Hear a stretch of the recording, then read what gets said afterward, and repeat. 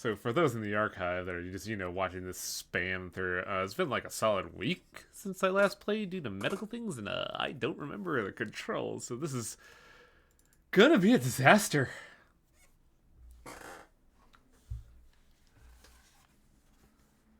Oh, I also had to, like, change captures. Hang on a second. Let's say turn that on. There we go. Please capture, please capture, please capture. There we go. That should name my favorite raid in FF14. Nice!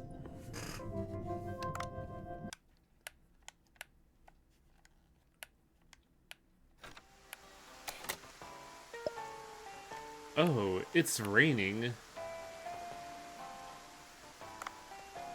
It's Dave the Diver. What is our to-do list right now? So our current mission is to go see the sea people. And I don't know if we have any other missions. We have weapon upgrades, and I think we've done... No. I think we were...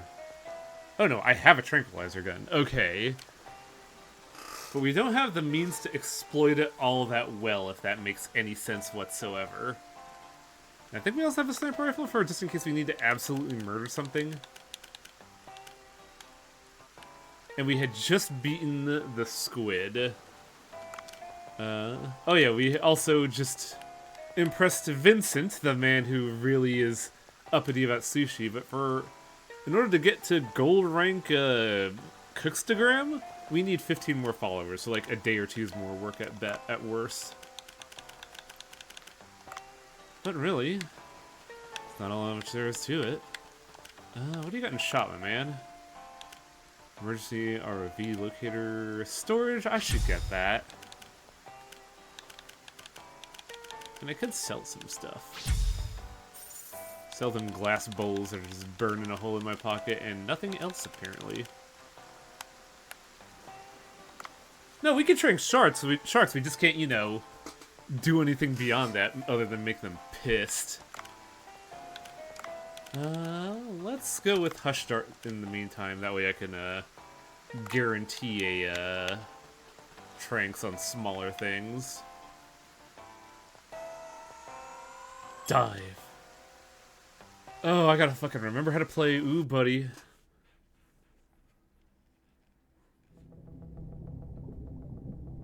Ocean. Raining ocean. Oh shit, what's my maximum depth right now, actually? Because I don't know if I upgraded my suit enough.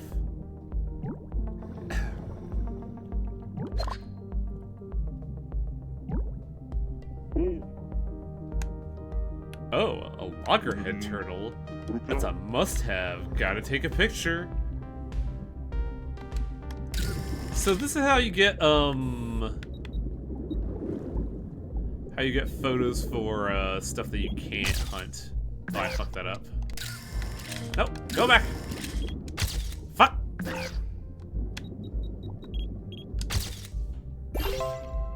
Okay, good, I got it.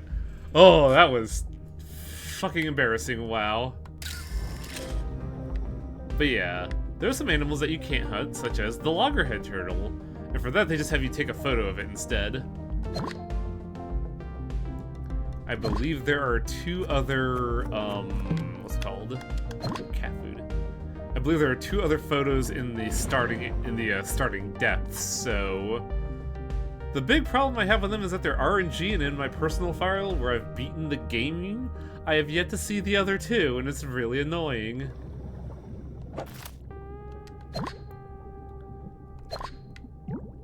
It's weirdly bad. Oof. Sorry to hear that. I've been noticing that with my internet as well for not everything, but like weirdly specific things. Mainly images on YouTube and Anime Club side stream.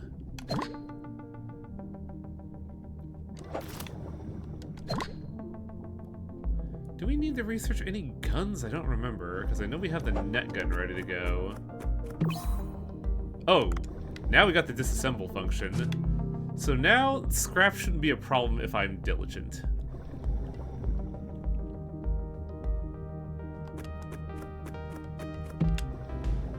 Oh boy, Pow Hammer.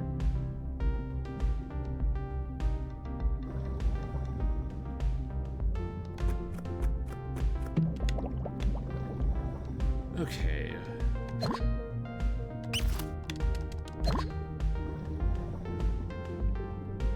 I'm mainly looking around here to see if there's any opportunities for me like that last photo op.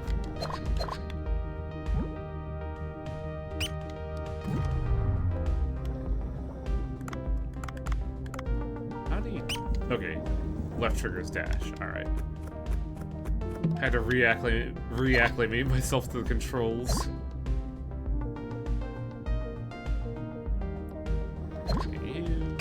Some of this.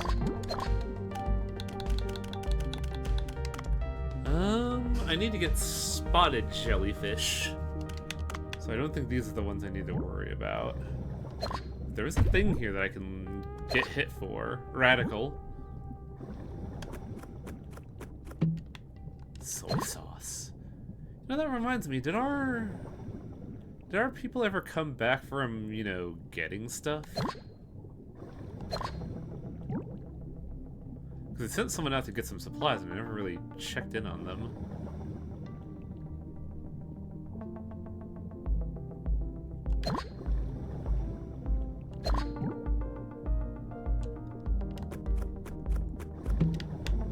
I don't really need that.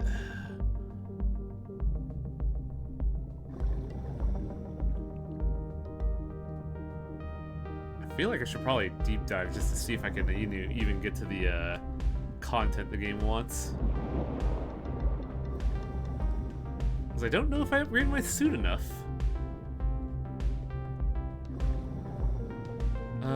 I believe I need more of this guy's stuff if I want to upgrade my Trent. No, wait, the Trent gun is a one and done thing. It doesn't have tiers.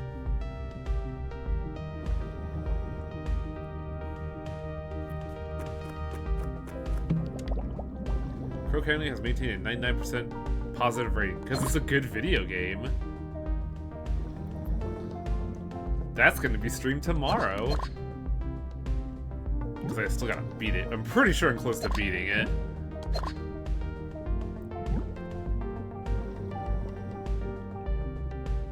The one I'm impressed with is not rating, but like, I was looking at the achievements of Resident Evil 4 Remake, and that game's got a pretty good like retention ratio.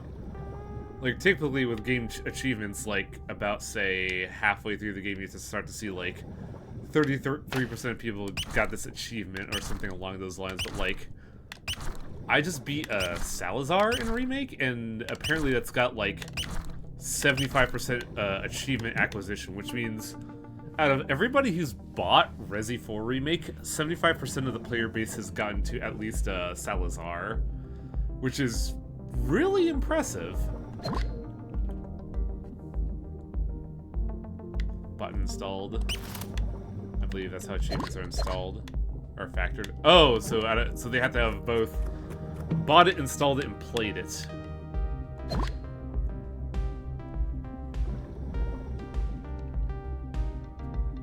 That's still really good, but like as mentioned, you have to install it, so that might skew the numbers a little bit.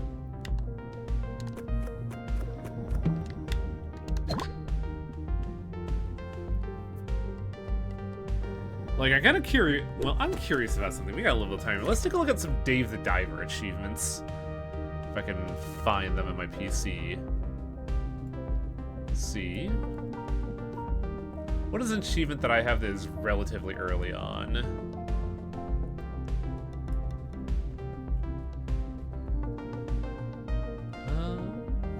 Thread fish.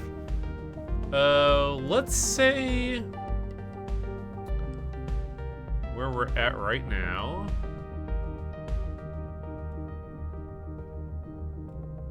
Well, the achievements on Dave the Diver actually aren't that bad, because like where we're at right now, there is a 59%, no, 57% retention rate of achievements of where we're at right now, which is still alright.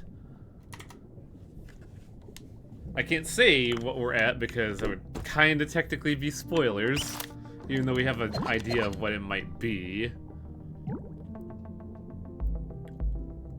There are achievements with less of that on Boot the Game. I have to look at fucking Galleria, because I'm pretty sure the retention rate on that game is bad.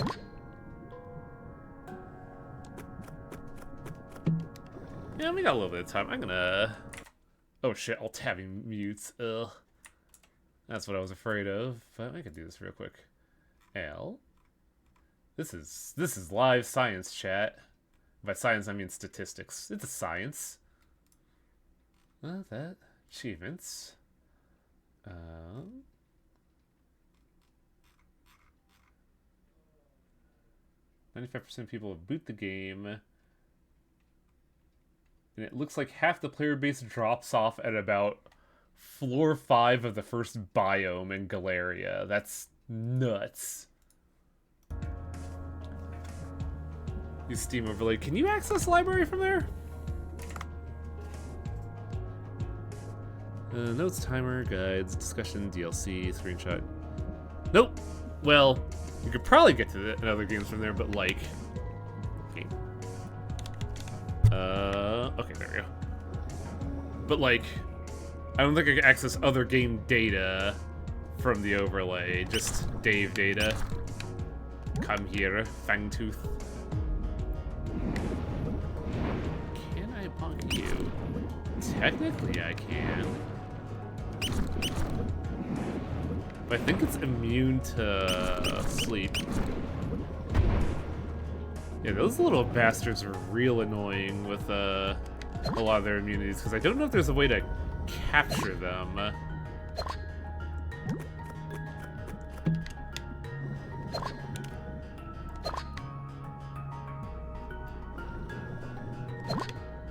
Also, I got beat to shit. I hope there's an oxygen pod somewhere. Ah, lucky me.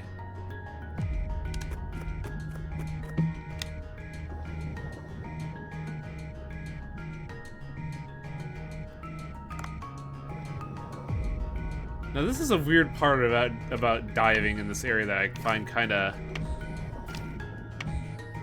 tedious to deal with. That you have to reserve an item slot to progress the area in this portion of the game.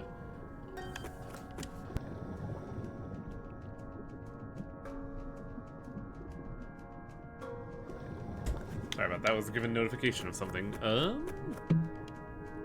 Sea snake whip.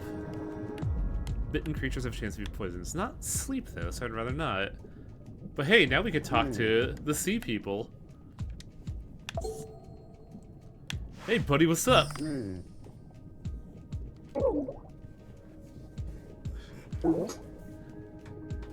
Looked at PS4 5 versions of Galeria, and 35 of the 47 trophies have been under 50%, with Platinum at 12. I mean, Platinum makes sense because that's a lot.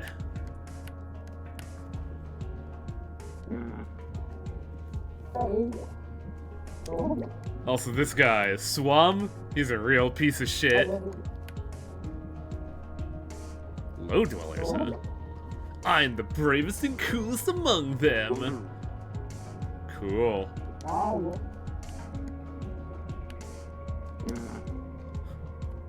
Creature? I don't even call it a creature. This is like a sentient human being, Dave.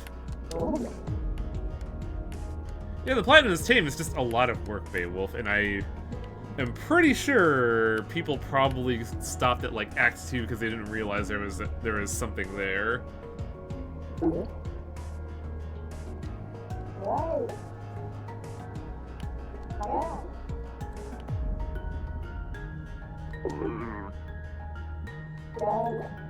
Need some medicinal herbs. Gotta find these herbs. The feather coral and lily coral. Make them edible. And how do you make coral edible?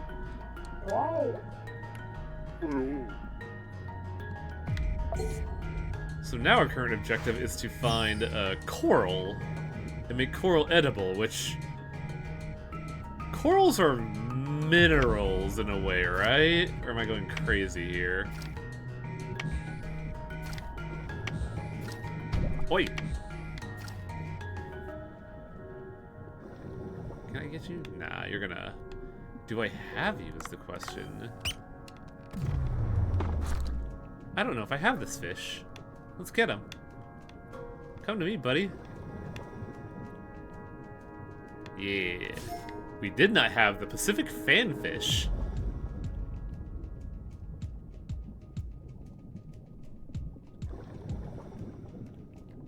Unless you're pioneers according to SpongeBob. I haven't seen like 0 SpongeBob in my life.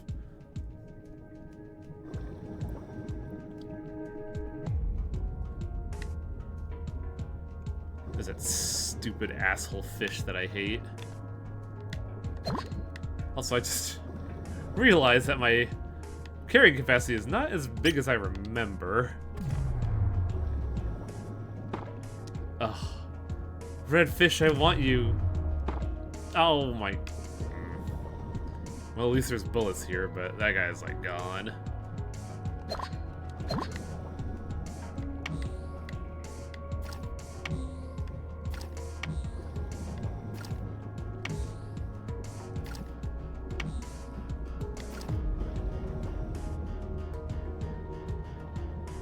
Well, there's one item. Also, there's an oarfish.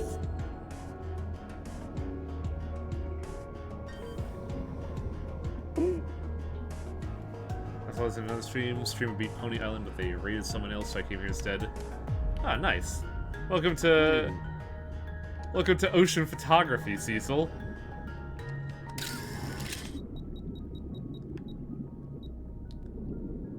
Where'd that oarfish go? Oarfish. I remember oarfish in Dredge being like very rare. These like dinosaur fish or something.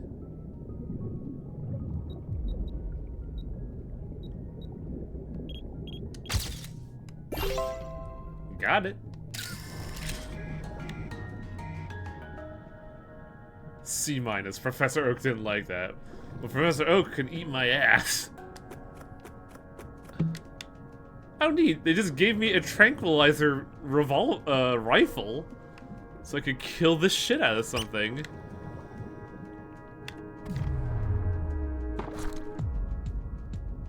Remember when you let it rot in your deck? Yes, actually. Completely forgetting about it. Yeah, a sea toad. Yeah, I might actually need that rifle now I'm looking at things. Also, let's... So I'm pretty sure this is the case, but with these things, you could just put stuff in it and, like, Cobra will come get it.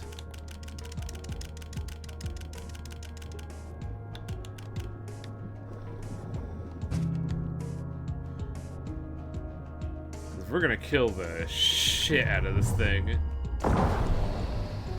And put it to sleep instantly. Twice, in fact.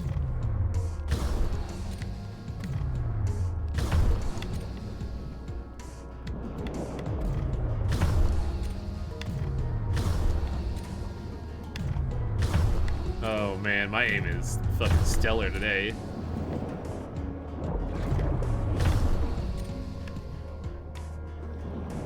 God, I wish there was some ammo around here. I really should improve my harpoon gun now that I think about it. Because it is the only reliable source of damage in the game, and right now it's 7.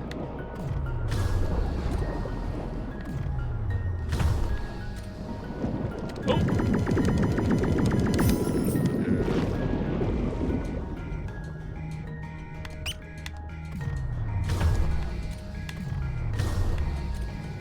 Game, please. Game, please. I just want to shoot something with my harpoon. There we go.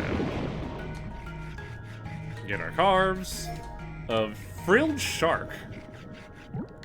That's very heavy. Oh my. Shit, what do I get rid of?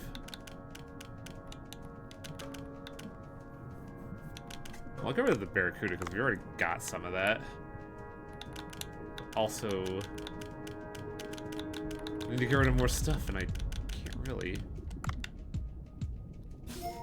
This is gonna get real awkward because I'm also running low on oxygen.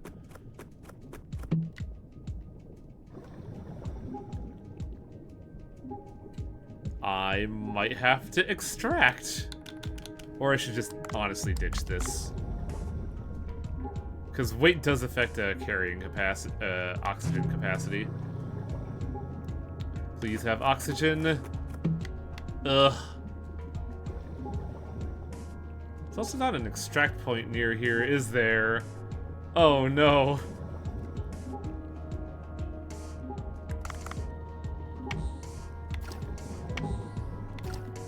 That might actually slow down.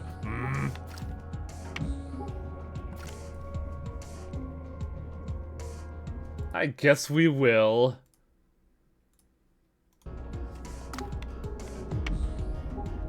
Howdy. Howdy. I can do. Oh shit, you're in the Discord, right, Travis?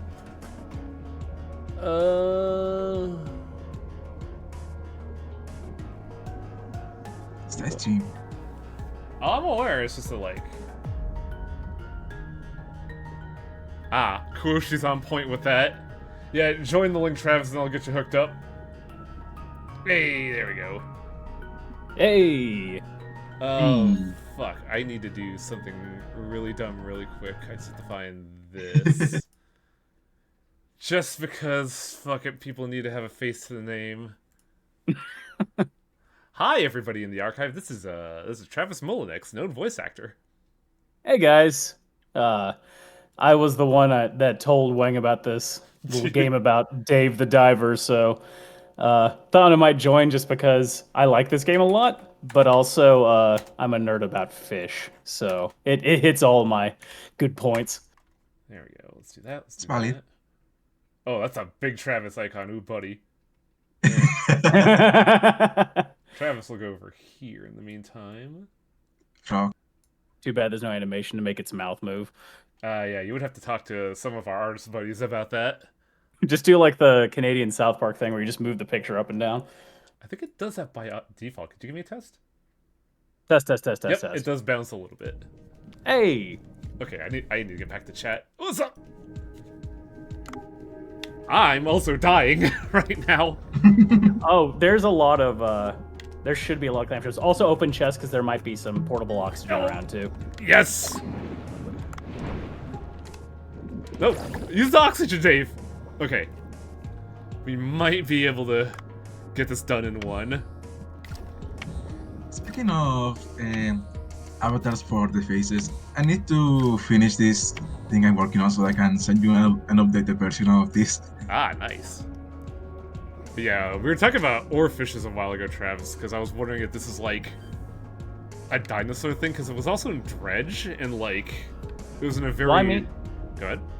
I mean, I guess they're old enough to be from that era, but they exist in the modern world. Oh, really? Shit. They grow to be like 40 to 50 feet long. Wow. Ah, here's the other item. Good. I thought that the only fish in Animal Crossing was bass. What was that? Kuoshi.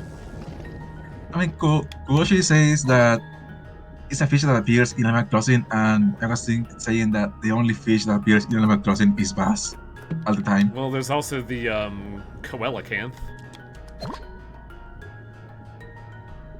Yeah, those are about as ancient as it gets.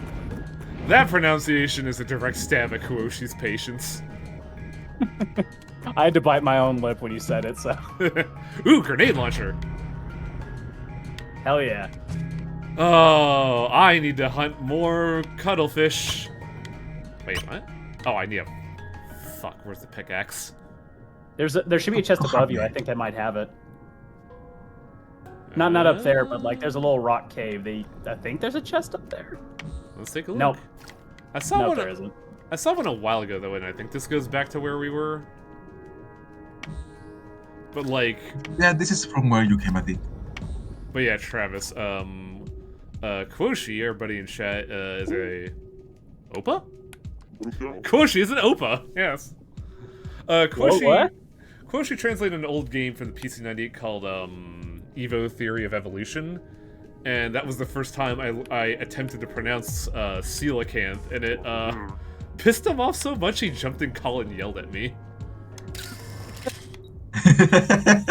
There was a part of me that when you said it wrong, I'm like, no, I'll tell him later. I don't want to embarrass him on stream. No, feel free to do so, because there's also the legend of Potulus, if I remember my mispronunciation correctly. Alright, is that a Wheel of Fortune reference? I don't know. Because there's a funny clip. It's funny because of how cringeworthy it is, where this guy's like about to win like $1 million on a vacation, and like he's like one letter away, and it's like legendary hero Achilles, and he pronounces it Achilles, and they just go, nope, that's wrong, and he didn't win it. Ooh. Oh, that... I feel like that's... Well, I guess that does make sense. The look on his face, because he just stood there with a really serene-looking smile, where you're just like, oh man, you know that hurt. Yeah. I don't think this is where we were a while ago, and that oxygen's going to waste. Actually, yes. Maybe we should extract.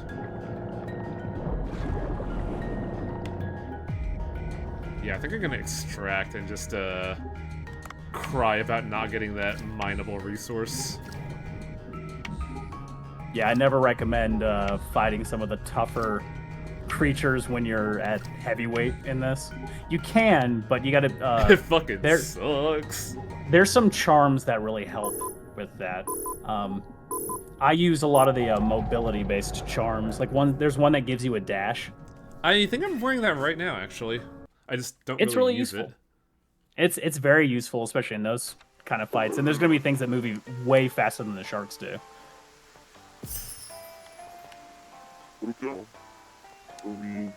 Gotta ask my good buddy Bancho for health. God, now we gotta find that grenade launcher 2 more times. Let's see, cat food. Well, I guess it would be good to go back to the restaurant, wouldn't it? Ah, hell yeah.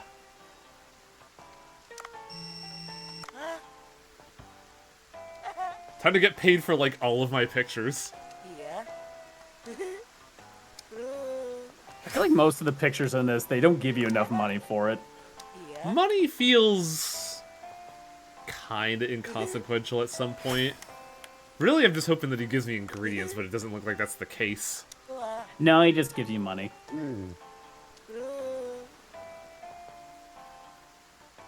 I was on a bus when I heard it, and I had to go home to... Wow.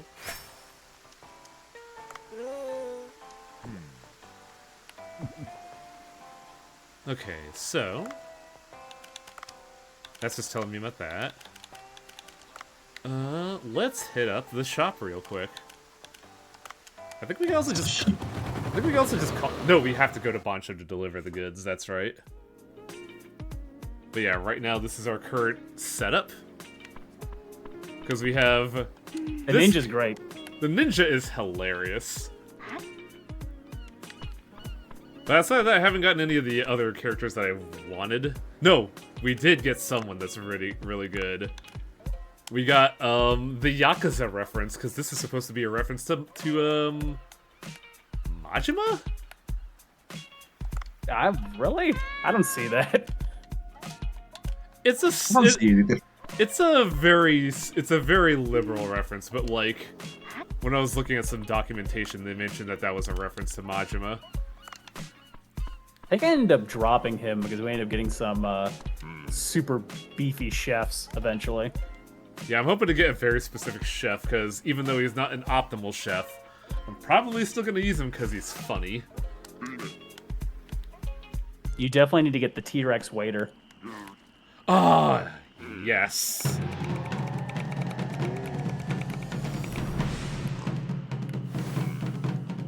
Also, I had to come in after I heard you say that coral is a mineral. Is it not? It's not. an animal. Oh, Yeah. shit. Coral is alive. I mean, they Didn't know? technically build like their skeletons become the coral hard part of it, but like they're like That's kind of what colors. that's kind of what I meant when I was like saying they were a quote unquote mineral, because like I know they're alive, but like they're really hard and rock-like, aren't they? Well, the living part is like a little bit more like a guess like an anemone or an octopus, kind of in that range where it's just this tentacled, soft creature on the inside, but it just lives inside. It's kind of like a barnacle in that way. Okay. I should really upgrade this because I'm feeling the hurt. Oh yeah. It doesn't necessarily tell you in this game, but even the ones you can't catch, you can shoot them enough with the harpoon gun until you catch them. Yep. There are just also some that are immune to harpoon capture, but also, harpoon is basically your reliable damage for most things that aren't a gimmick. Oh, I should also upgrade air. This sucks. My air capacity is sad. I think I should hang on to some money, though, just in case of employees. But yeah, corals are corals are animals. I remember the episode of Scooby-Doo where there was a giant coral organism. I'm trying to remember... Immediate... Wasn't there some big hubbub about, like, corals getting hella destroyed a couple of years back? Oh no, I think I know what happens here. Oh, never mind. This is the cool part. Yeah, I can't imagine seeing this if I were diving. I would be scared shitless. I don't know if that's accurate scale, but I think it'd be cool. I mean, I guess maybe a blue whale.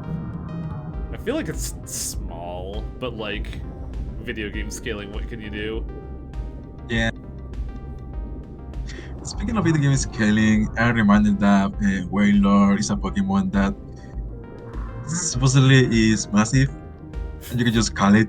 Pokemon scaling of anything is weird. Remember that, I remember the, what's it called? It's a magma snail.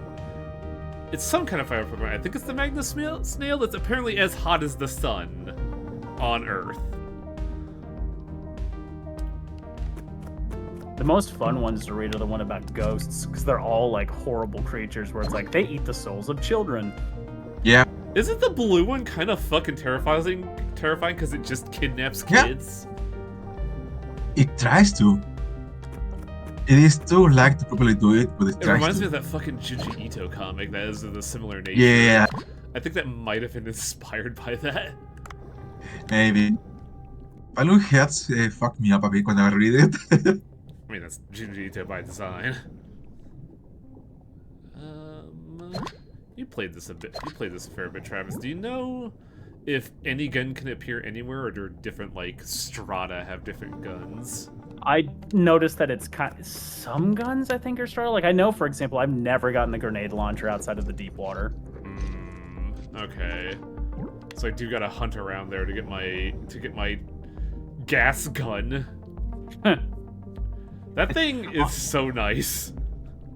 Honestly, like Yeah. maybe just because I kind of like the averageness of it. I just upgrade the standard rifle into a fire rifle because it does quite a bit of damage. That's at least the way I tend to aim. There's also a sniper rifle. It just doesn't shoot nearly as much. Yeah, I use harpoons and sniper rifle for damage. Basic rifle and grenade launcher I set to tranquilizer, specifically for either single target versus AOE. And then Yeah, and then there's the Trank gun, which is amazing. The Pokemon you're I was talking gonna about. say that. I was gonna say that speaking of ghost Pokemon, there is a Pokemon that literally holds the face of the person it was before it died. I don't remember that. Wow. Oh. Yeah. Like it has a mask that is apparently unique for every one of them because it is the face of who they were before. And sometimes they look at it and cry. Do I want Shark Head? I don't think I do. You could always use more shark heads. Yeah, but it's a pain in the ass to level up that recipe. Well, that's why you need more of them. More sharks. Luckily, the white tip reef sharks are not Children. too bad to take out. I don't think children write those things. No, I'm saying this thing is a child. It is a baby. Oh. I guess if I get a mating pair, I could farm shark heads. Man, that sounds really fucked up, actually. That's exactly what you're going to do. Yeah, honestly. Because Also, I say, have you gotten the net yet? I think we just got it last time. Make a point of collecting as many different kinds of seahorse you possibly can. Seahorse, really? Yeah, you find them. There's different types swinging in different levels. They're very small, so easy to miss. The problem is we haven't gotten to that quest yet. Yeah. I think technically you can still catch them. They'll still pop up. And then the shrimp as well. I personally want to get these scuttle fish for my little pet project in the future. Oh, damn it. Nope, nope, go back! It's asleep! Get it, get it, get it! Yes! Cuttlefish usually look way cooler than that. I mean, pixel graphic limitations, but yeah. Ooh, I'm already at 25 pounds. What There's the a shrimp down there. See it swimming around? Yeah. Yes, I see it, but we can't capture it yet. Yeah, you gotta get that net. Gotta hope fucking Link comes over to buy some sushi, I guess.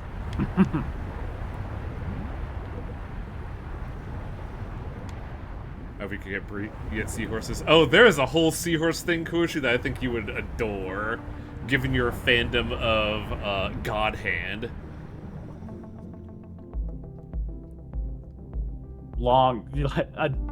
Ages ago, when I used to work for a little store called EB Games, there was a customer that'd come in every day because we would have things like the original Xbox, original PlayStation 2 setup, and he'd always go onto that PlayStation so he could play God Hand every day.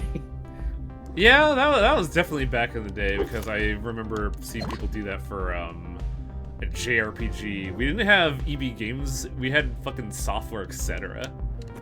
Oh, I've never heard of I mean, God Hand is a really good game. It also fucking sucks to play, oh my god. It's a great game. It's also terrible. Yeah, it sounds so funny as I beat it once, I have archives of me beating it, never again. When is the stream on the die difficulty? Well, the problem with that is, like, you can't really set it to die difficulty. You have to, like, get it and keep it, which I don't think I'm physically capable of doing. The one impossible one that I've seen is the one where people actually keep that kick me sign from Act 1 on their back the entire game. Dude, kick me run signs are so... Oh, well, that's oxygen wasted. Kick me run signs sounds so terrifying. Just hours of your life wasted attempting to do it. Well, technically I don't think you can get knocked down even once, or even hit. Mm-hmm. There's the thing you can catch with a net when you eventually get it.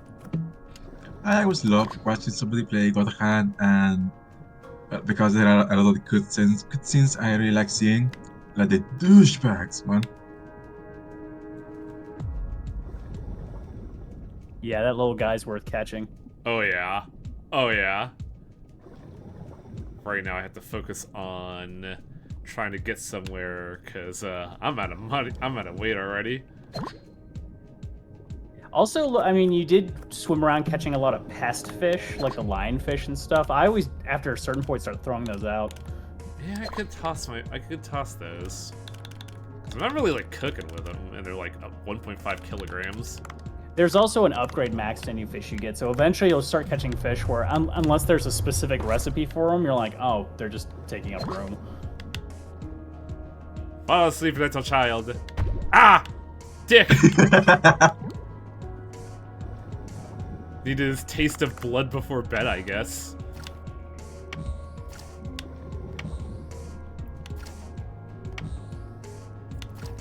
The wildest thing about this whole dive trip is that, man, if he went down that deep... You need special equipment for that, don't you?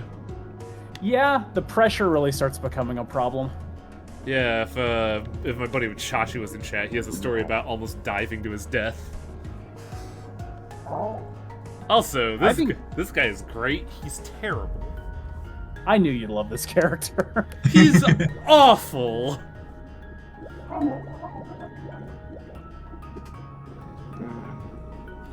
Dude's like, you bitch. There's Oh. a lot of characters in this game that have bad qualities to them. It's very funny.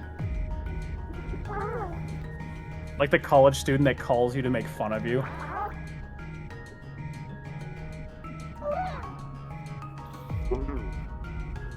Well, I did all the work, ma'am. I love how instantly Raven was like, yeah, I believe that.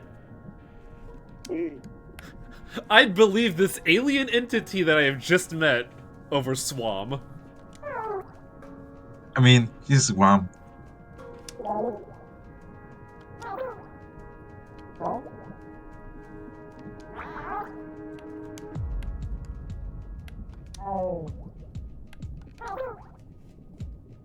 I do like the visual design of the fish people, because it's like a mix of a lot of Southeast Asian influences.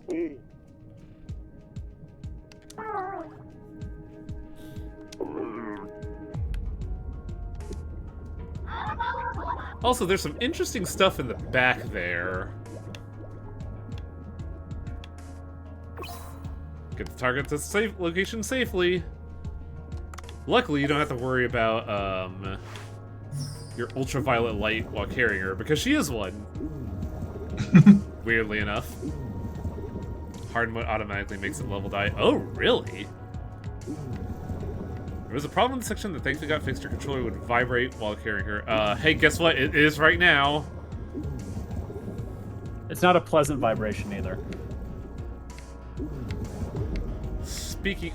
Like, this just reminds me of an old arcade game I used to play back in Vegas.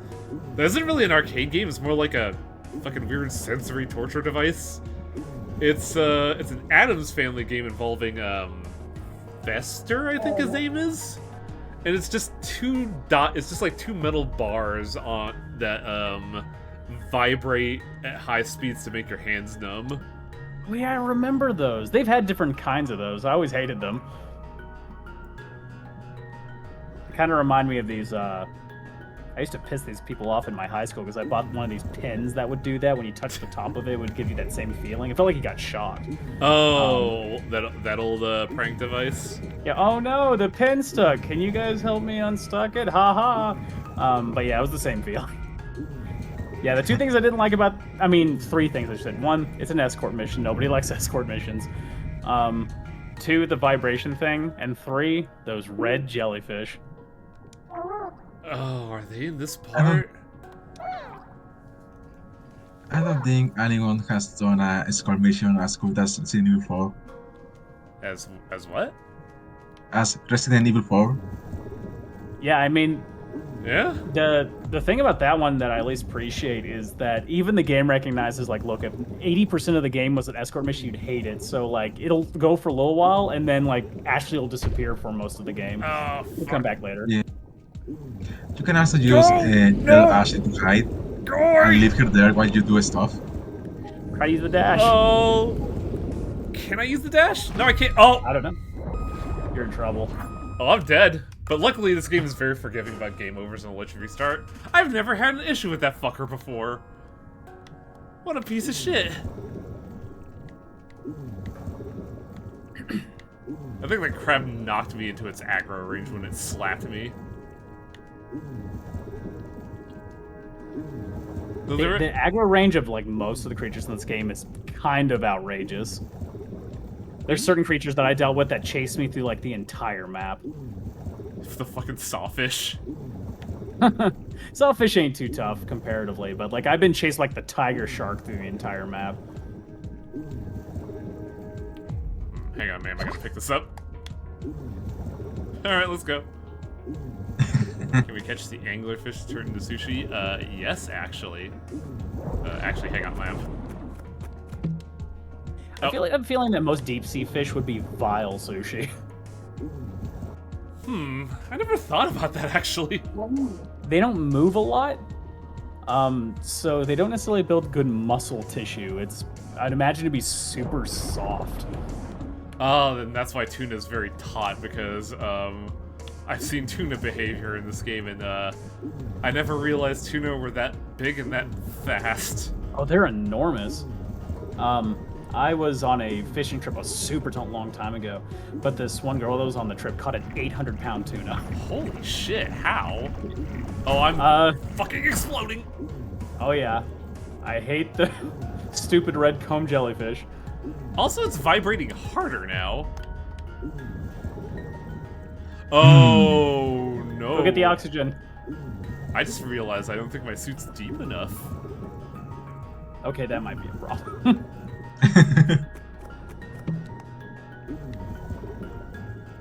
Man, why doesn't your health get regenerated by oxygen? That'd be very helpful.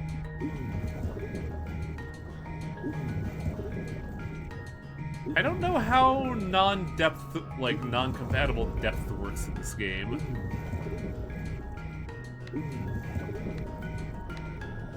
I think eventually it just ends up highlighting. I think it highlights in red when you've hit your max. Oh no, there's another one. Oh, fuck. It's so funny that it's so funny they turn one of the more harmless jellyfish into one of the biggest bastards. God damn it, Swam, you're supposed to scout ahead. He kind of did. He just didn't tell you what was, in front of you, but... Okay, so it's heightened oxygen consumption. looks like you're gonna have to go even further down, too. Oof.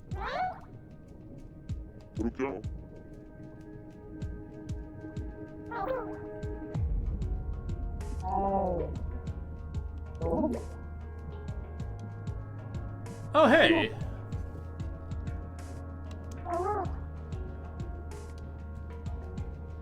You know what? This might actually work out, because I don't think you have the right equipment for this yet. Yep. Yeah. That'll hurt my hand with my flimsy-ass gloves. Did someone say gloves? Ah, Sir Francis Bacon has something to say about that. You want to catch some sea urchin? Sea urchin is actually really good. I need to try better sea urchin. The only time I've ever had it was from one of those Kura revolving sushi places, and I wasn't a fan. I've never had sea urchin myself, but like in this game, use of sea urchin is actually really useful. Sorry guys, but my body is literally being crushed by the atmosphere here. I need to go. But first, catch that fish. Yeah, sure, fuck it. I like how much of this game is just very much like we love Metal Gear Solid, right down to the fucking tranquilizer gun icon.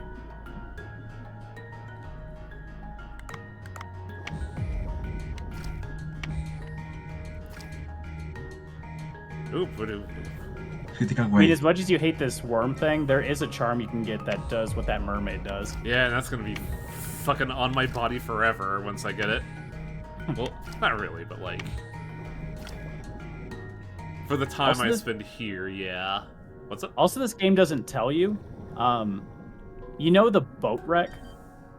Yes? Where there's that, I think it's like an octopus boss fight? I don't quite remember. Giant Oh, squid. no, it's the squid. Yeah, night squid. Do you ever go back there after the boss fight? A couple times, and there is a unique fish that they don't tell you that's there. There's a few unique fish that appear there. But we There's like need 3 or 4 of them. we need a mechanic to get one of them though. Now, where the fuck is the extraction point? You had to go up and then kind of the middle of the map. Cobra, please fold me out of here. Cobra just feels like a Costa Rican Phil Ken 7. See, my thought was old Drop a rock Kazuhira. on that crab. Oh wait, you don't have the gloves. Oh yeah, we need gloves to lift stuff with. I was gonna say he basically, I see him as old Kazuhira Miller. I think he literally goes ha ha sometimes, so that's just what I see. And just also the overall energy. Huh? Money.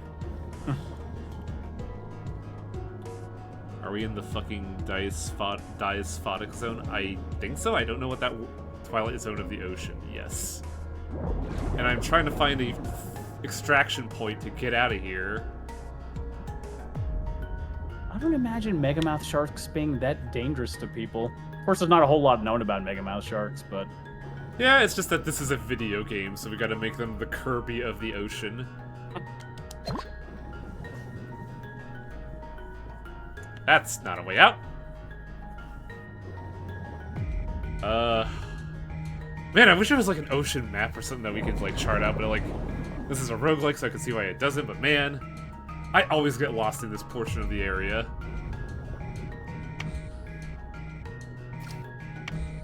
'Cause I do not remember how to get out of here. you got plenty of oxygen though. Yeah, I got a sub-tank, so I'll eventually find an extraction point. I gotta look out a way to get up. That I know. I'll go down. That makes sense. Like, I don't need to go up to leave. I just need to extract. Open the gun case. It might be a grenade launcher. Ooh, yeah, good call. Honestly, Where's my that pickaxe, bit you about dick? going down to go up and we didn't got the first part of JoJo. Okay, I fine. think so. Oh yeah, I think I know what you're talking about. The weird underwater fight. Yeah, where Jonathan is swam down instead of up for oxygen. Yeah. There we go. Give me that. I'm surprised you've been skipping. Saying Chris. that weird part in JoJo is so vague. It narrows Every part. It doesn't narrow it down at all. Yeah, but like I distinctly Yeah, that's true. I remember a lot of Act 1, weirdly enough, because it's a shockingly like short chapter. Yeah. God, what was Opal Ore used for again? I wish I remember the voice of the guy who says that in Batman Beyond. Because his name was Blight, I think it was, and then fucking Terry's like, "You killed my father," and Blight responds, "Do you have any idea how little that narrows that down?" When I think of Batman Beyond, I just think of that bit that says, "And now that the glass ceiling is broken, all the first class can prosper. Especially the most first class of all. Gamers." The most persecuted race, gamer. Yeah. God. Yeah, do not go to the left, Wang. That area is death. Oh, yeah. There's a lot of red jellyfish over there, and when you can move as slow as you do. And we got our extraction point. Also, start using that dash. That dash is good. I keep forgetting about it, because like I think I went the entire game without using it. Yeah, I end up having the dash button and then the one that speeds up your dash. And those are the two I kept on the entire time. Also, I think the blue hole is a reference to a real location. I think it is in Costa Rica. I think you're where right, because I do remember... It's just a deep hole. I just don't quite remember where it is. It's a good location, because they're also just like, yeah, the deep hole where time is different and all fish are here, and it's like, yeah, it's a good place to like set it. There's a whole plot in One Piece revolved around that sort of thing. I keep telling myself I should like get to reading that. It is too long, I feel. I haven't read... Ah. So we got 3 soy sauce, and a bonus soy sauce, and some black vinegar. See, that doesn't work on me, because I've not only read and watched it multiple times, but I've also starred as a number of characters in it, too. Also, fucking... Cobra reminded me I should update my suit. I'm gonna feel real embarrassed when we get some people here and I need money to hire them. I should be able to hire them the next day, so... Howdy, Nate. Yeah, stop by the fish... Oh, I was about to say, stop by the fish area to see if you can get some red fish to send. Ah, Hey, Nate. here it is. There we go. Net time. I've actually prepared for this. Hey, kid, we're not open yet. Kid? You good? This also feels like a character you would love just because of the gimmick. Oh yeah? It's very funny. What the fuck?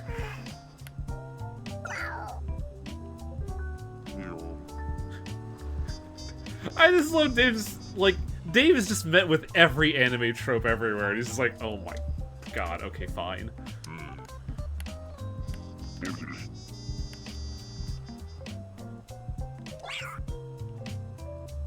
I'm looking forward to when you run into the rapper. Oh, they're very good. Their song is ridiculous. Kombu and White Trevally Ochisu. I'm pretty sure I have the right Trevally recipe ready to go. But I don't know if I have the kombu. Investing in those combo recipes is like where all the money is, because later in the game, like, you'll start catching fish that have no value by themselves, or at least max upgrade is like it's not even worth catching them by themselves. But you'll get these like mixed recipes that are really valuable. Oh, there it is. It's one item, kombu and right Trevally.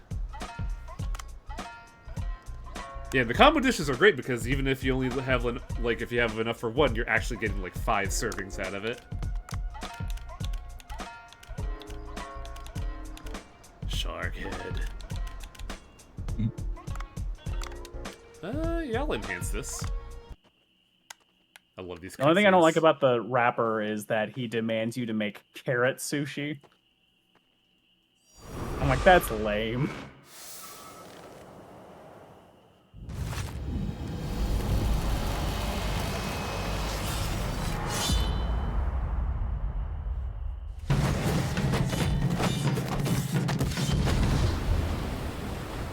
My man, it's just seaweed.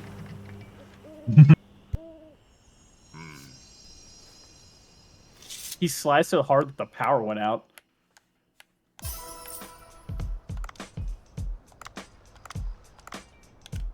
Manage, auto supply, manage, auto supply. What else do we have?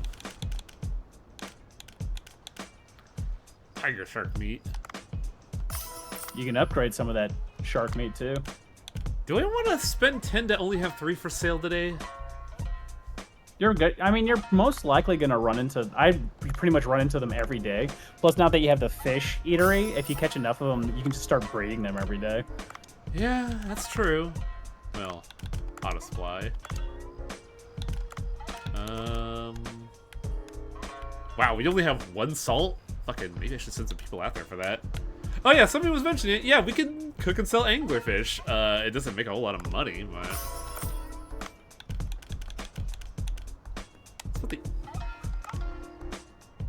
Yes, let's boost that a little bit. Man, chat mentioned it, and I now remember the girl with the puppet from Digimon Tamers.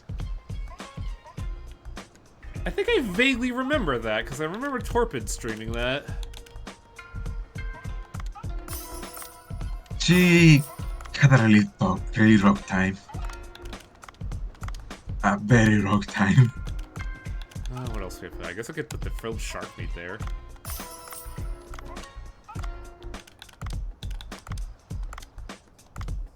Okay, menu's good. Oh wow, the hiring is still going on. Okay. Well, time to open up. There's some places that let you serve shark, but I don't think I've ever been to a place that had shark sushi. I don't think so either, because it's usually reserved for a, what's it called? Like an actual dish. Cutscenes.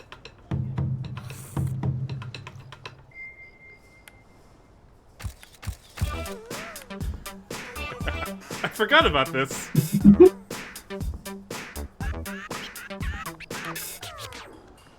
That was a Michael Jackson reference, wasn't it? Kind of Uari, made famous by girls in Panzer. As its largest industry is the breeding and harvesting of monkfish, aka anglerfish. Huh. Well, monkfish are a little bit different than anglerfish, but they look very similar. They got these really super wide heads. You get a lot of stores, they just sell the heads. Huh.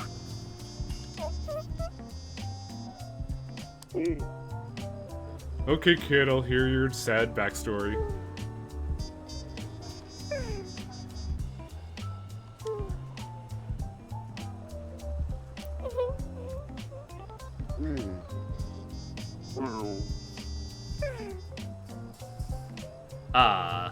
I remember stuff with her now.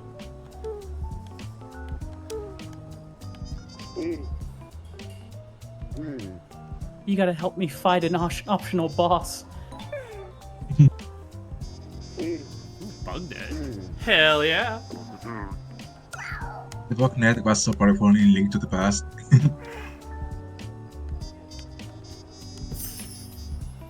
Yeah, this side quest is actually quite pivotal if you want to get like a whole bunch of tiny little duders.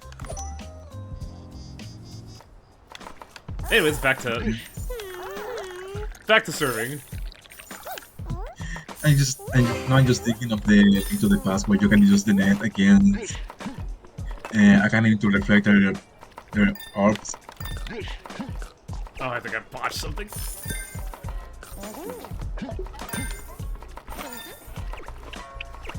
You have a good enough wait staff. I don't even do any of the waiting myself. Like, I focus on the cleaning, the filling of the drinks, and making of the wasabi. Yeah, it's just that we're early on here, so I gotta contribute. It's sad because later in the game you get comments where it's just like, most of the reviews don't even talk about you. They just say they see this weird guy running around. Yeah. Yeah. You guy never catches a break. Dave is the unsung hero.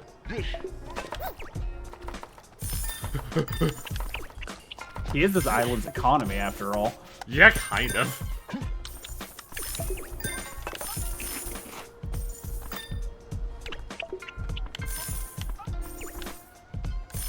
2.6k is, well, not a bad haul. 2,800. And you still have to pay your staff, so you're probably not going to get quite that much, but... But more importantly, we got the likes. It's important to get that social media following. Wow, our pay is a lot, actually. What the hell? Funny thing also about this game is how many fish that he makes into sushi that you should not eat because of their bacteria. Ooh, yeah. A lot of reef fish. People don't eat them, and they're colorful because, yeah, their skin's not good for you.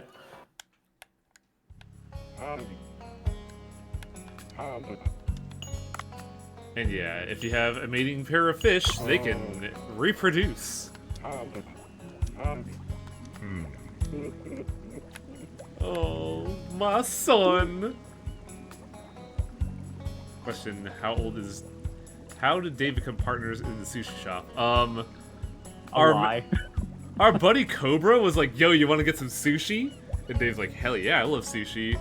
And then Cobra responds like, okay, you're gonna catch the fish for sushi, and then we're gonna give him the bancho and run a sushi restaurant. And then you'll get your sushi. You're gonna have to still pay for it though, but anyway. Also the added detail of them also flying him across the country to do it. So now he's stranded.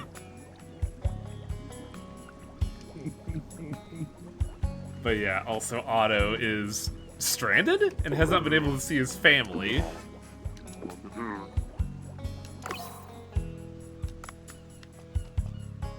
So in the 50-meter depths, we have a shark and a triggerfish.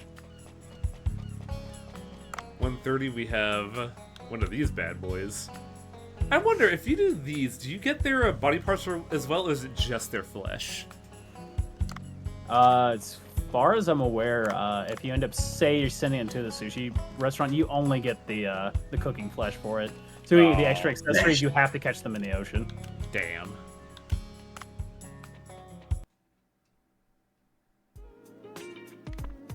Man, staff is still going, huh? What is this? Well, either way. Instagram.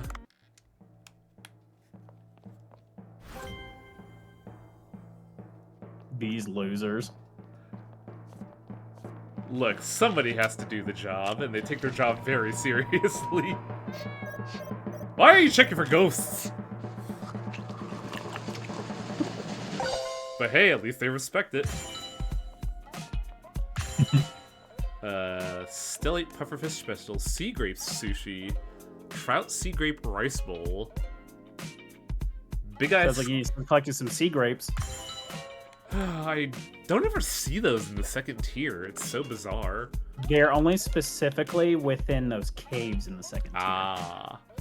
So the place where you catch the anglerfish. So now, in order to get platinum rank on Instagram, we need 200 followers, which is, you know, very odd given the scaling of modern society. But the hard one, at least in my opinion, is a dish that has 250 taste.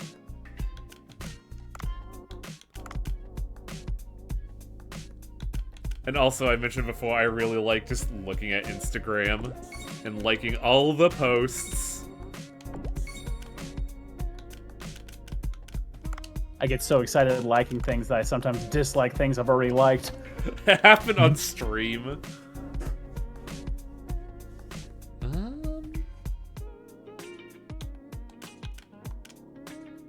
Oh, we could upgrade the, Have we not upgraded the Trank Dart yet? Doesn't look like it. I'll spend a little bit to spoil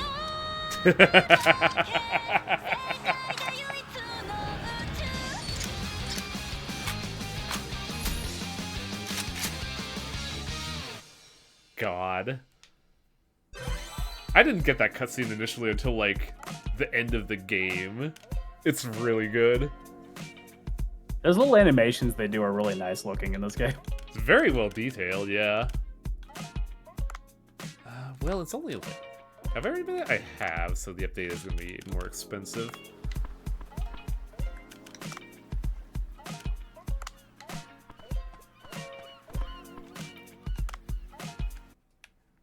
Being a little conservative with my money. There's just a point, I think, in like the second half where like money becomes a non-issue. Yeah. Ah, here we go. A screw build. What? Oh, you're talking about, yeah. I figured you would have something to say about his, the way he works. Look, TPR, he's a hobbyist. He's not an actual engineer. He does it for his waifu. Maybe go through hell and back for that shit. So we've seen it once before, but if there is wood in the ocean, you could introduce gravity to it. Which, also, gotta say, Dave's pretty jacked if he's able to carry a boulder in the ocean. People assume that his mass is fat, but it could be really anything. I mean, for all the damage he does, he needs to be well built. You have to be in pretty good shape to be able to swim that deeply into the ocean. Mm-hmm. Yeah. Meal Team sit. Oh.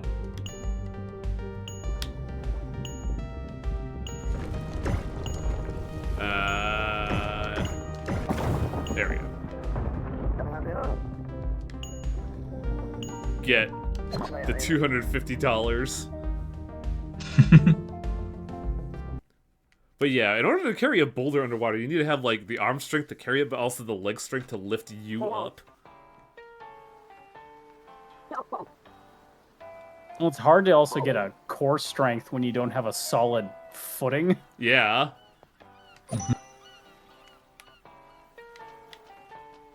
But anyway, ocean time.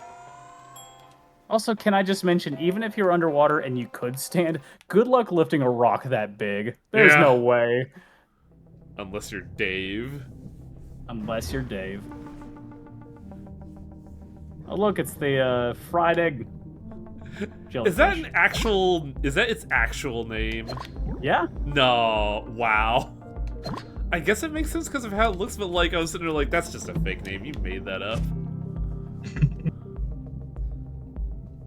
A lot of jellyfish, they tend to name after their appearance versus anything like comb jellyfish, box jellyfish, that kind of thing. You'll be surprised the kind of names people give to things. And keep in mind, the common name is usually not given by the scientist. Yeah. Sometimes it is. I mean, we can tell like about the sonic gene that causes cancer. The Sonic what? The sonic gene that basically kills you. think I remember hearing something about that, but I don't quite know if it's the same thing I'm thinking about.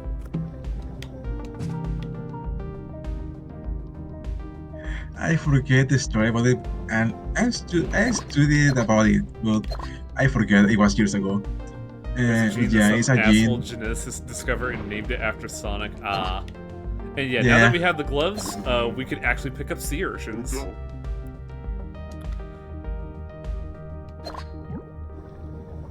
You ever want to see interesting videos watching people harvest sea urchins? They grab them like they don't care. These big spiky things, like, whatever, stuff it in a bag. Dude, media has terrified me about sea urchin. The first one, the one common one between us would be sleeping dogs, because that execution is fucking brutal. But there's also a scene in, I think, Jackie Chan's Who Am I? Where somebody gets kicked into, like, a tray that's just holding a bunch of sea urchins, and they pull him out, and it's just, like, swarming his back, and it's terrifying.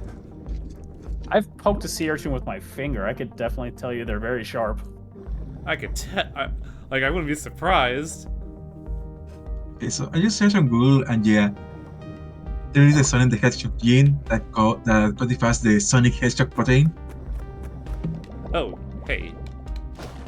Yeah, long-snouted seahorse. Gotta catch them all. I'm surprised we haven't done something for that guy yet in rainy weather.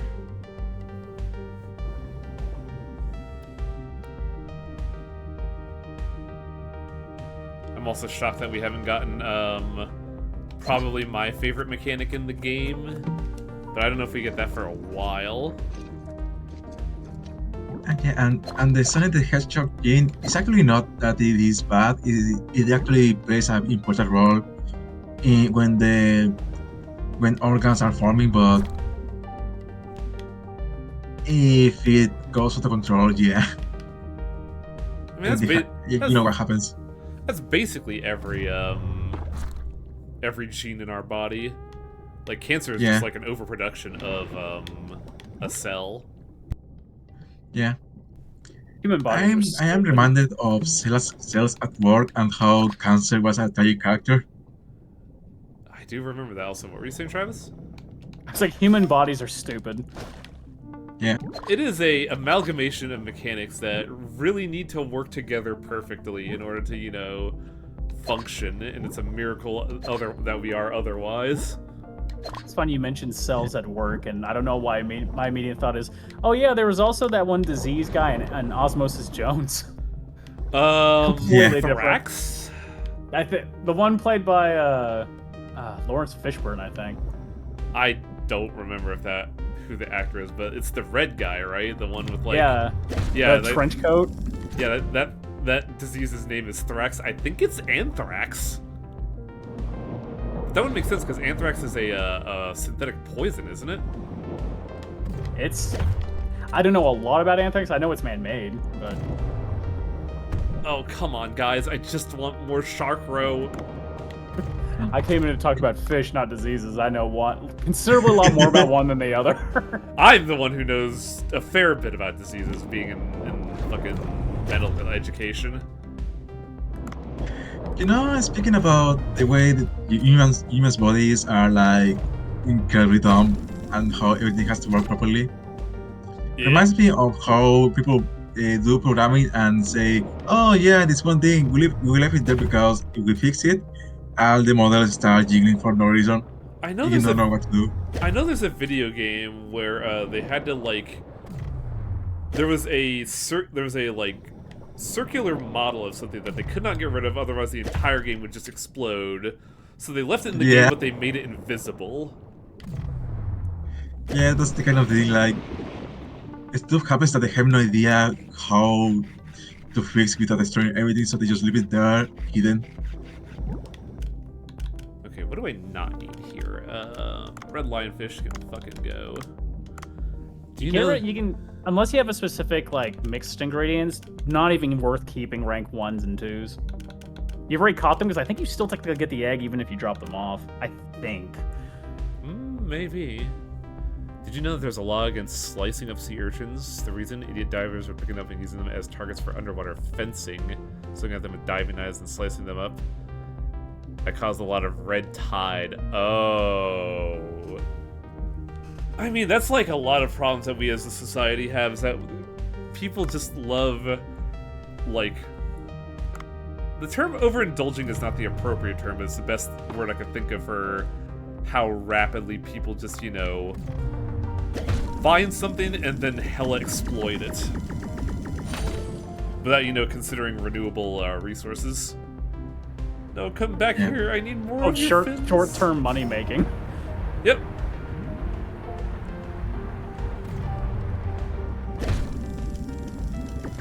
Oh, you already passed your limit away. I'll say the nice thing about at least specifically overexploitation of the oceans is that a lot of countries have always had rules against fishing limitations, like really stringent laws, and a lot of the ones that haven't are starting to pick them up in like recent 10+ years. That's so good a lot to of hear. places that did have like whale catching limitations and things like that. That's why some of these species that were almost going extinct are slowly starting to recover. It's not universal across the board. There's a lot that are still there's still a lot of problems. Yeah, but we're making progress at least. Yeah. God, I forget what it was recently, but I remember getting really hung up on something about overexploitation. Magic the Gathering. 1 second, I gotta deal with a naughty lad.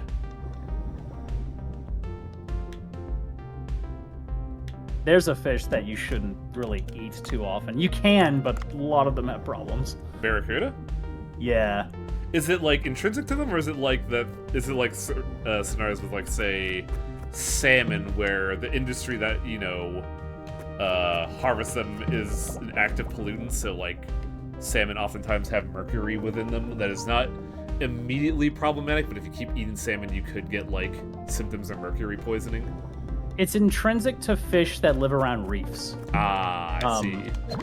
A lot of them, unfortunately, and this goes with a lot of animals, is that a lot of those animals that are poisonous, for example, they're poisonous not naturally, they're poisonous because of the things they eat. Like poison dart frogs. If you raise poison dart frogs captive, they're not poisonous. That's really interesting, actually. They get all their poison from the insects they eat. So, like, for fish, they're not always necessarily poisonous, but a lot of them will have really bad-for-you bacterias in their flesh. So just eating it causes a lot of health issues in people. Yeah. I think barracudas count as one of them because they just eat up those coral fish like it's nothing. Oh my god, this is why I hate the sawfish. Not because of their attacks, but because they have like a weird pivot point and they just poke you with the tip of their nose and bam, that's fucking 10 oxygen gone. I'm just thinking about the curious thing about things people and animals eat, and what's the word? I'm thinking that there are things that only human beings and gods can eat, and nothing else. I mean, that's The wildest one I think of is just how many things are fine. Things like chocolate or different kind of nuts poisonous, but we eat them like it's no problem. mm-hmm. Like what is it? Cats can't eat grapes? Onion. Onions too. Dogs can't eat chocolate. That's a big one. A lot of things can't eat chocolate. Yeah.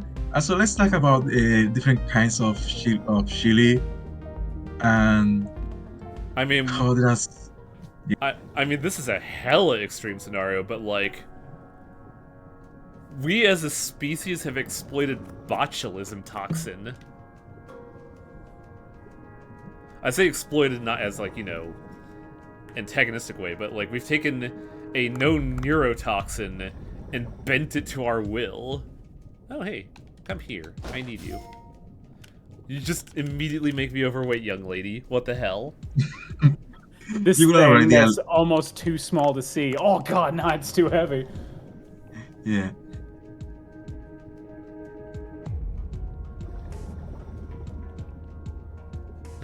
I I know there's a place where you can guaranteed catch 2 of, what are they called? Cleones? Also, where's the fucking UV light? There's usually a chest that's There near we go. the tube worms you get, yeah.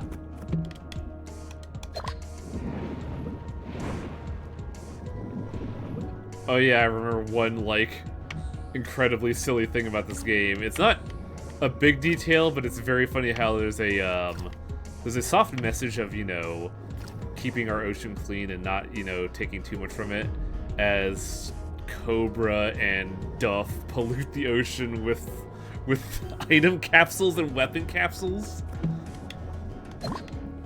And the fact that there's just a bunch of weapons and chests under the ocean, I mean, that's a littering problem in itself. Yeah, Duff is just throwing that in the ocean for us. Granted, they say that, like, things that stay in the hole too long decay anyway, but it's still a very hypocritic message in a way. See people talking about chilies. The one thing I really love fact-wise is about ghost peppers. How they originally, where they end up growing them out as crops, they were intentionally grown around crop fields because as soon as an elephant would smell it, they would run away from it. Wow. And then humans noticed that behavior and went, I wonder if that'd be good in my food. See, I feel like if I ate a fucking ghost pepper, or even like some of the like less extreme but still dangerously spicy ones, I would just immediately combust. I've pushed my limits as far as I'm willing to go. I went to a place and I had a 6 million Scoville hot sauce, and that was like that's enough. Like I think for me, I'm trying to remember a pepper that I used to put in my curry, but I stopped otherwise. I took it out. I think it's like Thai chilies? No, not Thai chilies. It's oh, I wish I remember. I'm gonna check something real quick because I should have I should have that recipe. Here we go. Inventory. My it's in Carolina Reapers. My one of my cousins grows Carolina Reapers for fun, and one Christmas year gave me a preserve jam for Carolina Reapers. It is in my refrigerator right now, and I have been a little bit fearful to try it. Is it sweet at all? I don't know yet. I haven't eaten it. Because I doubt it. Yeah, you say preserves. I'm like, that sounds like it should be sweet. Well, you know, they usually make preserves out of sweet things, so at the very least. But I mean, this is Carolina Reapers are no joke. Yeah. Speaking of chili, now I'm just thinking of that episode of The Simpsons where Homer ate something too spicy and had hallucinations about a fox. Oh, if we're talking about spicy hallucinations, there's nothing that's a better, you know, visual experience than the Mississippi Queen in regular show. Oh, I thought you were going to talk about... Well, that was a good one. I thought you were going to talk about the episode of The Simpsons where Homer ate a super spicy pepper and then ended up talking to a wolf that was voiced by Johnny Cash. I haven't seen a whole lot of Simpsons, honestly. I've only seen one of the Halloween episodes in the movie. Oh, well, it's none of those, but... Oh, I'm definitely aware. It's just... Well, I don't think we need this. The shark? Oh, okay. I remember seeing it as a kid. It's weird discarding the shark, yeah, but like... I only really need the head if I want to level up the dish. There is a shark... It's weird to say, there is a Shark Week in this game. Yep. You can make a lot of money. Oh, this fucker. Oh, also, did you know that I was thinking I forgot what I was gonna say. This octopus fucker. Octopus are kind of terrifyingly smart. They're so cool.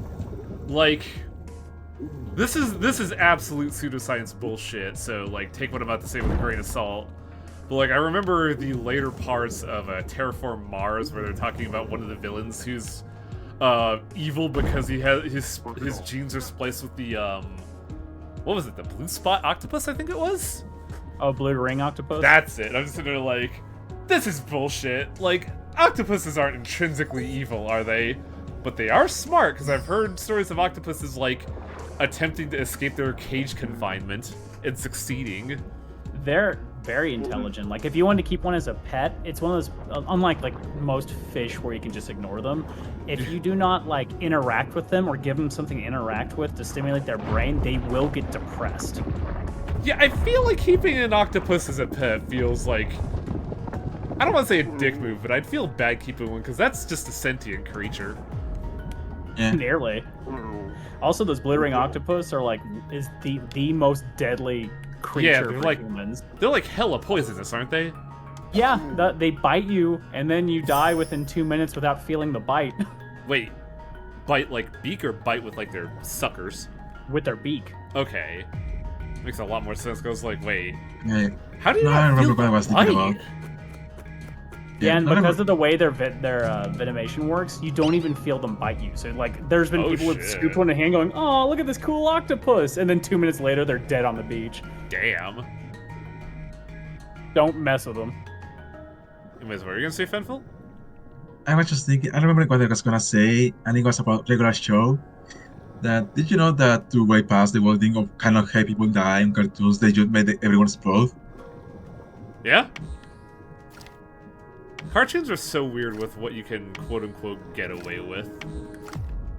Ah! Fucker! Like, specifically for regular... Oh, I'm gonna fucking die. Get here!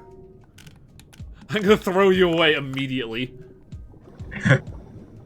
But, like, regular show pushed the limit a lot. Like, beer became sodas. They were gonna do, like, a weed joke, but even then Cartoon Network was like, no, you can't do space grass. Come on, guys. The funny thing is, I know that the creator of that show ended up making like a more of adult-oriented show later, and oddly enough, because there was no like thin wall to make it through, it was less charming. Like what people liked about regular shows is that they would do those adult things, but they would hide it well. But when it's an adult show and they're just doing adult things, it doesn't seem special. Yeah, no, I'm just thinking of Rocco and how many things they placed there. Oh, the adult Ren and Stimpy was terrible. I saw like 2 episodes of that when it came out on TV. It was atrocious. Was that the one on MTV, or is that, like, something recent? That was on, I think, TNN or something? Oh, yeah. Never heard of that one. Ren and Stimpy always I felt adult, though. Like, fucking... Yeah. What was it? The episode with the horse talking about rubber nipples, and I was just sitting there like, I feel like I shouldn't be watching this as a 10-year-old. The only thing about seeing about them that I remember is that I catch that show on TV, and there was a bit about I forget who is who. Who is the smart one? Ren, I Ren? believe. Yeah. Yeah, Ren using Wait, a this is okay. chainsaw in his waist and putting a wooden board on Stimpy's ass. Oh god, like there's another thing that was really messed up about Ren and Stimpy. I forget what the episode context was, but at some point you just see Stimpy's mouth and all his teeth are missing, and they expose the fucking the nerves, and that really messed me up as a kid. There was a video game for Ren and Stimpy where one of the levels was going through Ren's mouth when it was like that. Oh. So like you had to dodge the mouth nerves, because if you touched them, his teeth would close. It was bad. I can imagine. I should probably kill this thing. Catch that cookie cutter shark.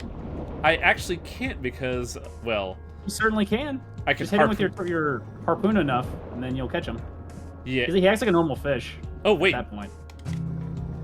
there we go. This is how we get it. Because like I shot a tranquilizer at him, but it didn't kill him, so he's not like, you know, a quote unquote small fish. But with, if I can land this fucking harpoon, XCOM aim. it could actually tranquilize him, and we could just pick it up. And I'll just discard one of these. you touched the raw nerves, it was instant death. The hitboxes were huge and they were everywhere. Yeah. God, Yeah. like 90s media was so weird. I remember also Aeon Flux being something like really towing the line of things. I thought you were going to talk Remember about the in video game Booger Man. I never played Booger Man. Ugh. I did. Was it any I'm good? sorry. It wasn't bad. You know, it was like a... You know how, like, there was a lot of games back then, like Earthworm Jim and Booger Man, that had that kind of same feel to them. It was kind of like that. Because, like, here's my weird gauge for determining if something is good. I used to go with on family trips to Pismo Beach up until I was like 21, and and there was a very particular bookstore that also sold video games there, and if I ever saw it there, I knew that game wasn't good. One of them was Balls 3D, and the other was Booger Man. I don't remember hating it, but at the same time, I'm very much like, I enjoy a little bit of weird variety in my games, where I had someone recently ask me for, like, or I guess ask Twitter their GameCube game recommendations. They had a bunch, but there were some they were missing.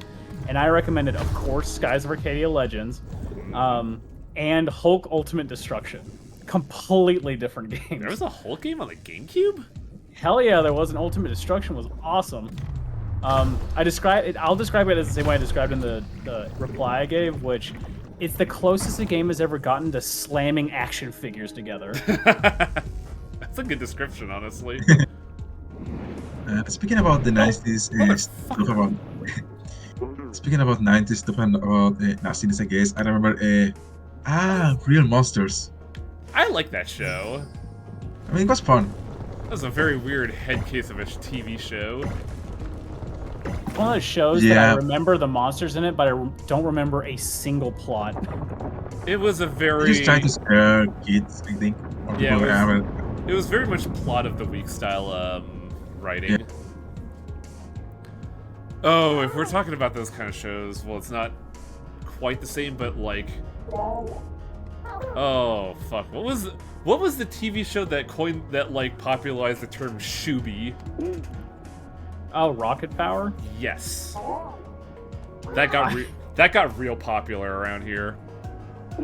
Yeah, I love Rocket Power was fun. because I talked about how much I hated that show.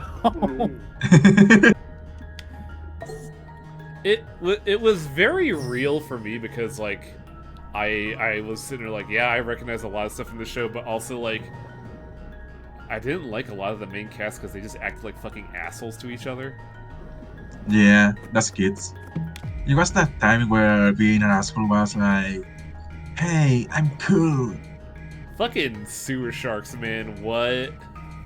That was like You mean Street Sharks? Street Sharks, that's it. Looks like Sewer Sharks is like a different show entirely that maybe I didn't see, but Street Sharks was, we're gonna try real hard to copy Battletoads. oh no, it was trying to copy Teenage Mutant Ninja Turtles, and then Biker Mice from Mars was trying to copy Street Sharks, and it did not do good. The song was catchy though, which was literally just Biker Mice from Mars.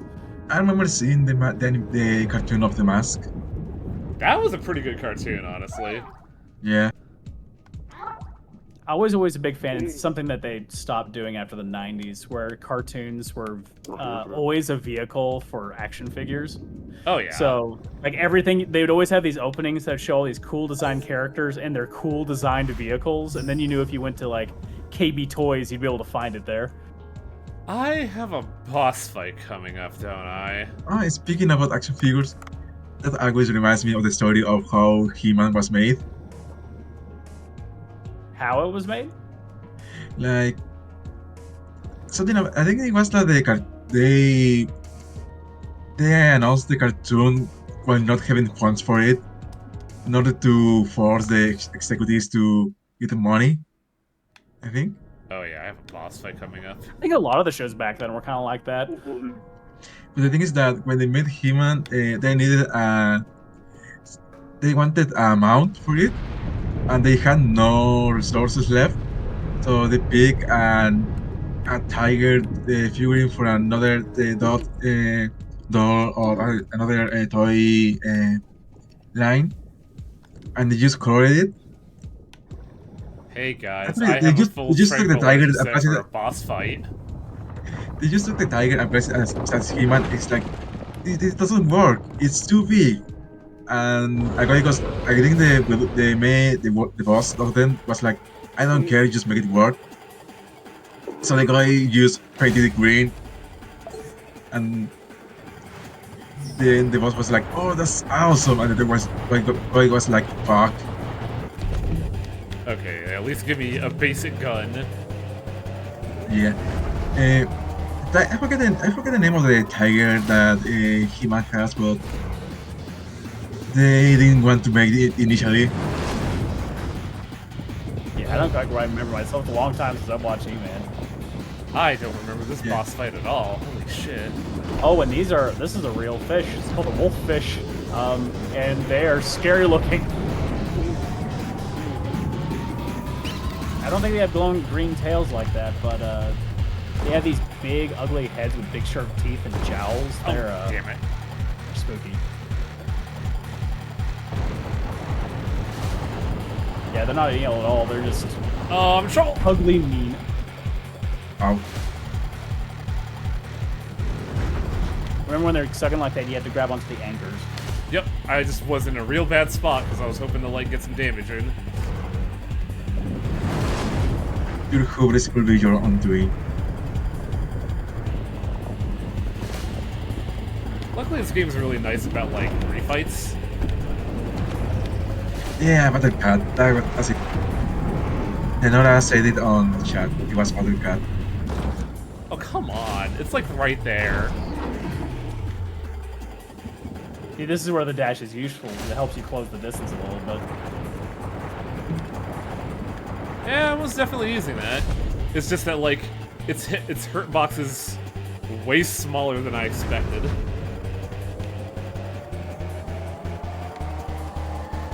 I will say, they do not get this big. Wolffish do not get this big. Yeah. But they needed something to use as, like, a video game boss.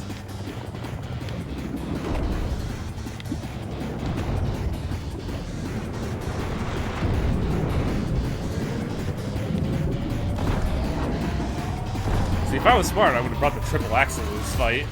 That would have made short work of this boss. Yeah, I like the normal rifle. I like the better range. If you're gonna be that close anyway, might as well use a harpoon.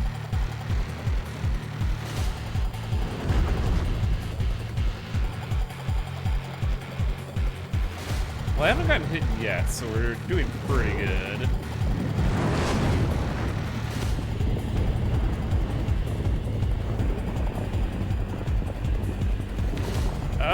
Okay. Yeah, talking all these cool facts about wolffish here in the chat. Honestly, just the breeding behavior of most oceanic things are really fascinating because they're all so wholly different and unique to them. I mean, the most common one they know is like seahorse males are the ones that carry the eggs and give birth to the children. Why was I not allowed to grab onto that? I don't know. Like, that's the gimmick of the fight, and they just wouldn't let me. Yeah, I've never heard of wolf eels, honestly. Like, this is my first quote-unquote experience with them, and I'm just like, this can't be its real size. So it's smaller and it's uglier in real life. How even uglier? There we go.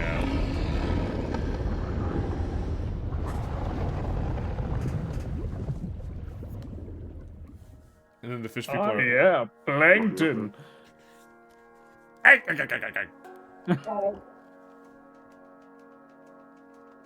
Still can't believe I got to do a voiceover role by just doing a plankton impression for 2 hours. I mean, there have been stranger things in anime. Yeah. I mean, let's talk about how you did a voice role for a guy on a wheat thresher.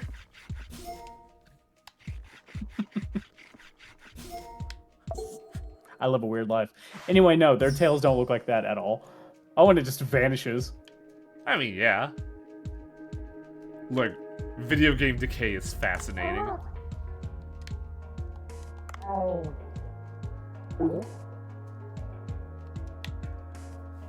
Luckily, since we're in a plot area, I don't have to worry about oxygen consumption. But also, there's nothing here right now, so... That would suck if you're like get stuck in dialogue and you die in the middle of dialogue. Human, are you okay? Why are you grabbing at your throat? So glad that you helped us defeat the... Dave? Dave? You good?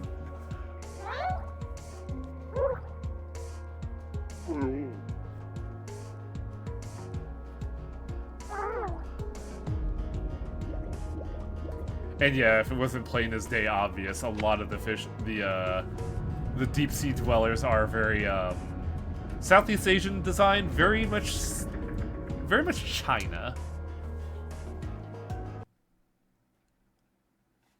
But there's also other elements, because like Swam? His attire's not that.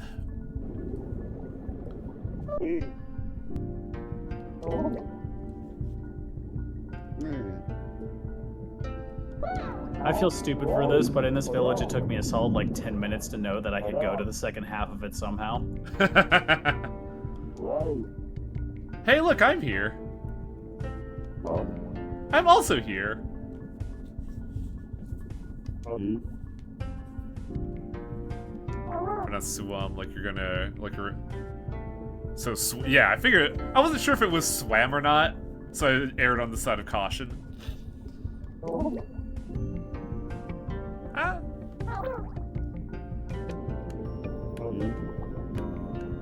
But yeah, Fish Village is really interesting once you get the ball rolling on it. How are they getting this much light this far down? Well, let me tell you, there's a lot of stuff here.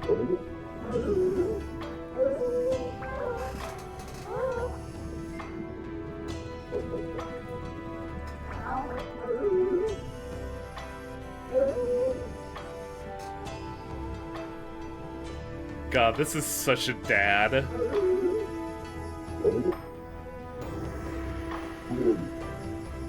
I thought you fought a manatee, but it's in fact human. Fucker. Like, you look better, sir.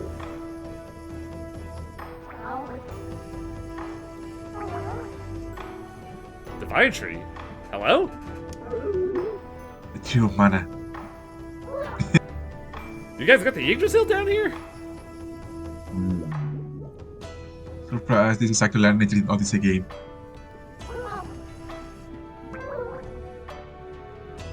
I like her logic here. It's like, yeah, humans kind of suck, but they are highly developed. I mean, none of these guys have given any impression that they aren't also selfish. I mean... I need you to carry me. Or also, yeah, I killed the shrimp, the giant squid. Me, not this human. I did it. It's all perspective, really.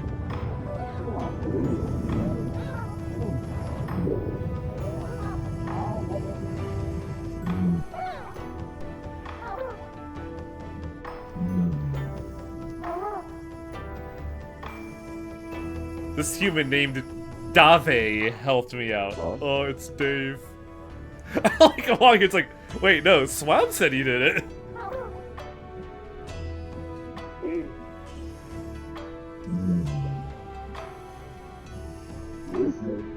And also the rolling thing where, like, even though he's been caught in lies, I imagine, multiple times, people are still like, he's the greatest warrior of the village.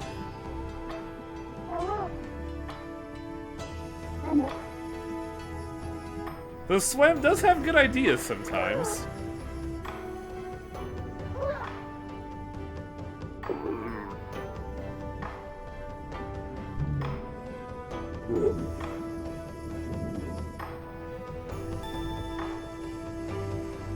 I mean, I guess you can count these guards as warriors, kind of. I mean, they're a lot more... they're braver than Swam. Human, take this gift. It's teleportation! So now we can instantly deploy to this depth. Thank Nice. God. I know, right? Yeah. Imagine if you had to swim all the way down every time you wanted to visit.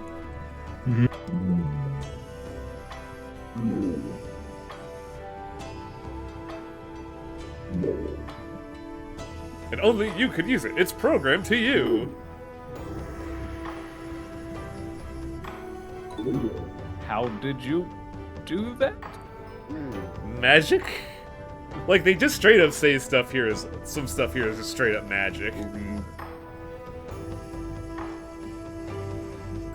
Even though, slight spoiler alert, they claim that they're only an agricultural community. You know, it's one of those things I don't want to point out just because I know it ruined things, but like his ability to talk through his mask is pretty amazing. I think it's because... Well, the thing is, it is, the sea people have their own language, and we have a translator, so I assume it's like... You know how Snake has, like, that thing around his neck for, like, doing codec calls? I just imagine, like, there was something like that on Dave, and there's just, like, a microphone translating it and, like, projecting it on the chest or something? But still, like, to be able to get the diction, like, it'd be Yeah, so there's that too. incredible technology.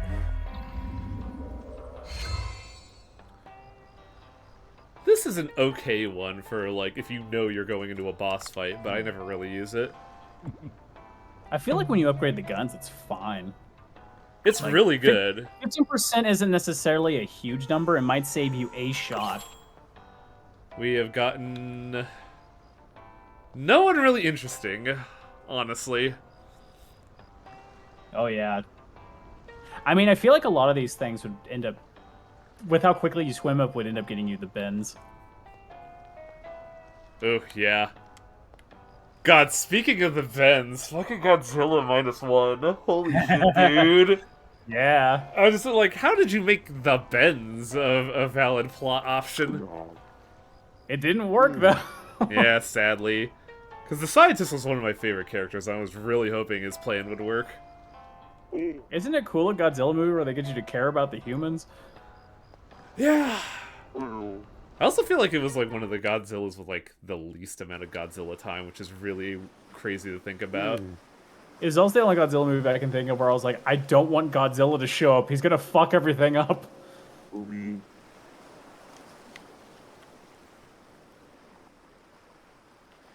Oh, shit. This scene already, huh?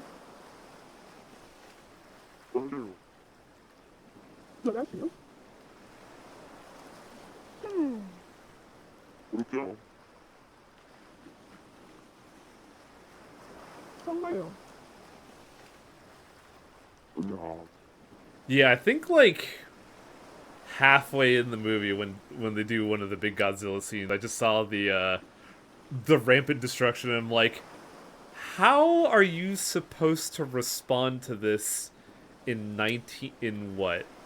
1945? 46? Yeah. Like how as not just a human being, but as like humanity as a whole do you respond to that? And that's about the best you could do. Yeah? But yeah, we're about to get some Bancho backstory. See, I lucked out a lot because the first time I went to go see that movie, I dropped 25 big ones on these seats that would vibrate based on Oh, the sound man. of the movie. So I went into like ultra giant screen theater where the seats would vibrate. I no joke, I think I spent about 70% of the movie with my jaw open. Because I felt Godzilla's atomic breath in my chair.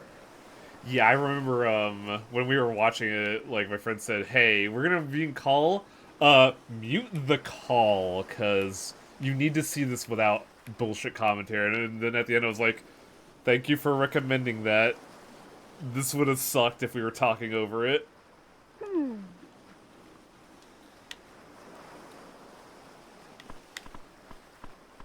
think it's easier to talk over Shin Godzilla versus this movie.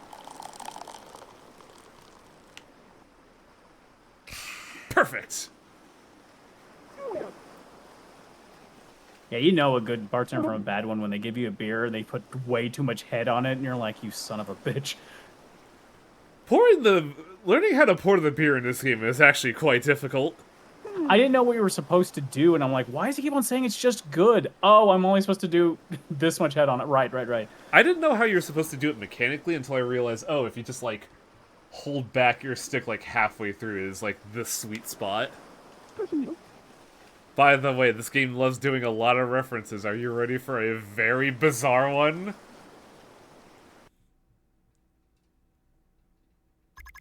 Because, hey, it's time for Phoenix Wright. I'm gonna get a drink real quick before we continue, so I'll be back in a sec. This is the Dugong Hotel. I worked here 12 years ago. It's a 5-star hotel with both tradition and a long history. I can't click, so that's as good as you're going to get.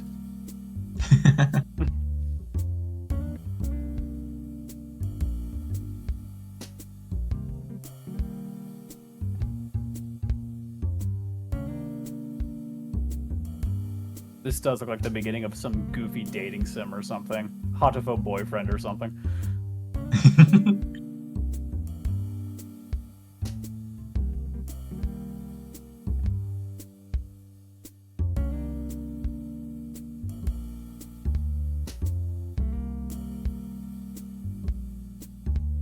Ugh, my fucking jaw is still sore from that Wisdom Truth extraction. It's not painful, but like, if I stand up, there's a moment of like my body going, oh hey, you're missing something here, bucko. I gave a narrator startup to this, but then since I couldn't click forward, they only got a sample.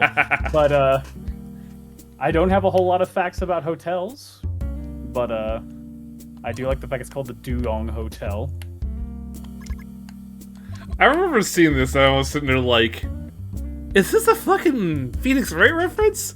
And I messaged another person who I talked to about this game and they're like, yeah, they just put a Phoenix Wright bit here. You'd like Phoenix Wright or just a straight up dating sim? That too. Like, Phoenix Wright is ostensibly a visual novel. Also the name Lois Crawford.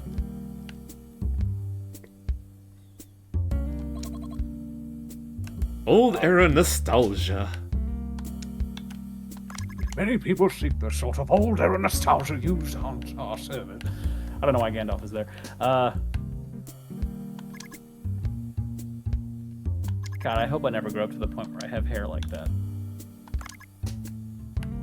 Yeah, this right here I was just like, man.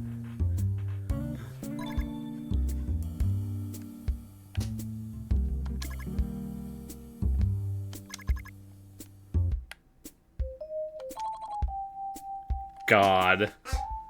I brought it up in another game, but like this song in particular just reminds me of an indie game called Gunpoint, where they use a very jazzy soundtrack like this.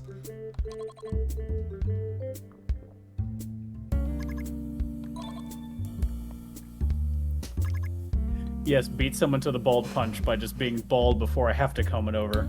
That's a plan. Bald is beautiful. Yeah? My head is not shaped to be bald, though. I have a big box head. Yeah, I like, people have said, like, just, like, shave your hair if you're so frustrated by it. I'm like, I can't imagine what my head would look like if I were bald, because I feel like I feel my skull, and I'm like, this is not, like, a beautifully, like, smooth head like other bald people have. No. I guess you'll never know unless you try, but...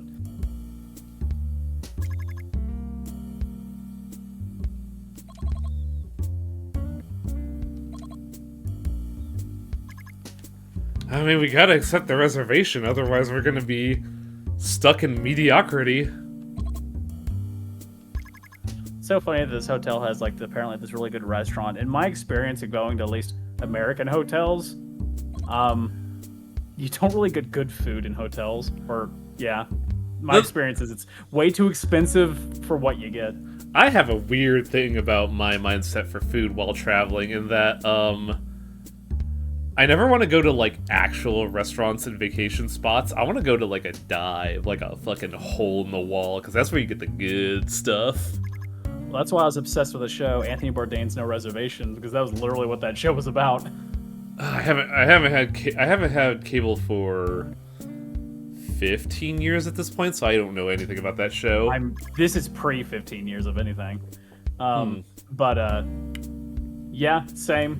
If there's a peeve I have when I travel with other people, when I specifically remember visiting Los Angeles and I was with a bunch of people and I'm like, hey, let's go get some food from around here. I've heard of all these like good spots on TV shows, the internet, and they're like, nah, let's just eat at Denny's. And I got really mad.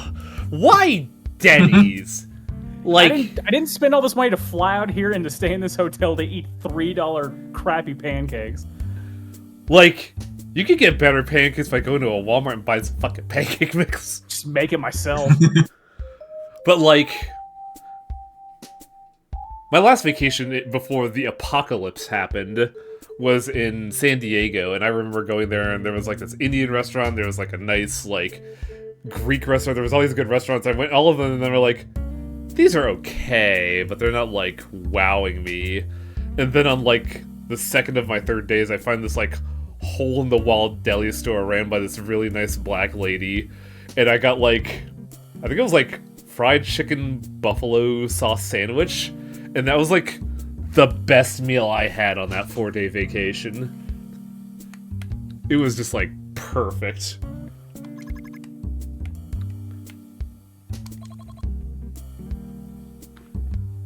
I mean, if I'm going to go into LA, which is by actual body of an ocean, I would want to get something with fish in it. I would want to get like a good sushi or something. Oh yeah. I think when my work brought me over to Texas in 2018, I think it was. Like, I tried a couple places on my own, and they were not great. But my boss took me to like this like sidewalk mall sushi place that had like the belt serve stuff. And that place was great. You were in Austin, right? Yes. Yeah.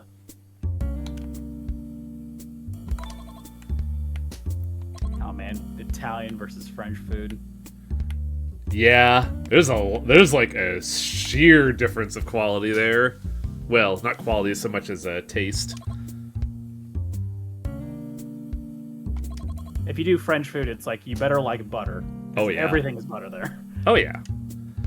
Butter is good in moderation.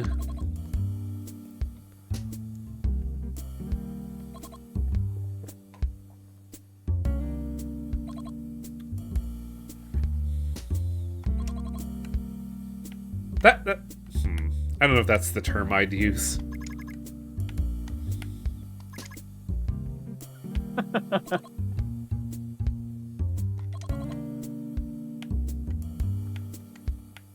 And yeah, they mentioned this before. Bancho has a bad habit of not caring what the customer thinks.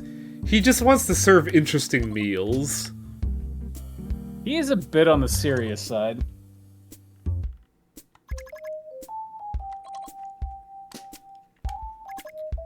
And it's time to see young adult Bancho?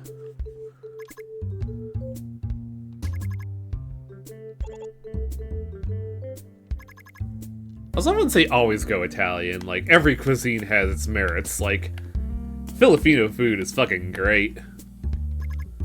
I'm not biased at all. Wink. I just wish Filipino restaurants, there was more of them and they lasted longer, because I knew some places that are Filipino restaurants, they just never really lasted that long. It all depends on the community, because, like, I know out here, because California, you know, coastal state, it's real easy to get like people here to people of all sorts, and for some odd reason, specifically out in Central Valley, there's a very large Filipino community. But like, the town I used to live in when I lived on my own didn't really have one. It was more of a Korean area, so I saw no Filipino cuisine out there. So it really depends on the location, and I don't know if Texas has any like major Filipino communities. It probably does. I mean, I know Houston does. Where I live is closer to a major Korean community itself, so like I'm 5 minutes from like some of the best Korean food you could have, but you know, there's certain things like that that's hard to track down. Yeah, it was mentioned that Houston has it, but like I went to Austin and there was like no sign of Filipino food there. There's some in Austin as well. Really? Shit. Italian food is better. Orange Hut?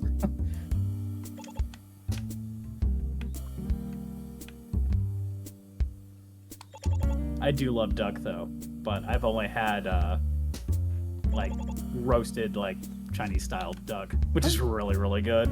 I don't think I've had that specifically, but I know I've tried some duck in like a minced fashion. Austin is a homogenized slurry city. Yeah. Like I had to be a ride for like 3 employees that were like going bar diving, and it was like there is a lot of stuff to take in there.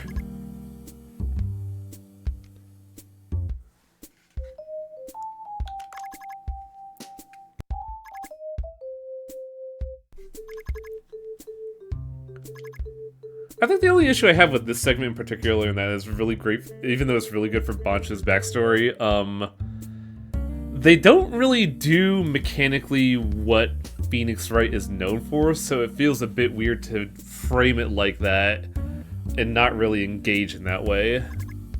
That's why I feel it's more of a dating sim sort of feel to it, because there wasn't those like objection moments. Yeah, fair. I think it's mainly just the aesthetic versus the UI elements make me think of Phoenix Wright just like out the gate.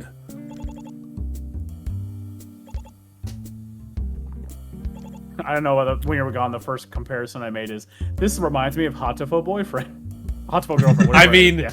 That just sounds like LP personal experience. I might be biased.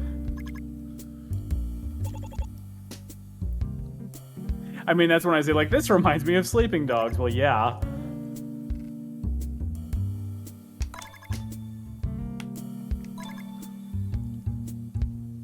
Oh, so Poncho, I think your knives are clean. You can stop. Nah, this is... Look, everybody gotta have their idle animation. Also, I wouldn't wipe it that way. I feel like if you just weren't paying attention, you'd accidentally cut yourself. I know, right? Like, but then, like, when you're getting to, like, professional chef knives, you're probably, like, going into, like, carbon steel where it'll, like, corrode easily. So, like, I can see why he wants to keep them dry, but that's excessive. You don't want that to be your idle stance. You want that to be the thing you pop out to scare the shit out of Phoenix Wright in court. Well, him holding the knife that way with that expression is a lot more threatening than I think he intends. Yeah. You ever play the first Final Fantasy VII remake, Travis? No. There's a very funny NPC in the Sector 7 slums that is just a dude with a Bowie knife that's like half the size of his chest. And he says nothing, he does nothing. He just leans on this pizza restaurant, menacingly brandishing his knife. You want a slice? It's like the random skeleton guy from Elden Ring. Doesn't say anything, just leans against a door, gives you an emote, and then tries to attack you later. Oh yeah, that dude. I was like, I don't remember a skeleton at all, and then yeah.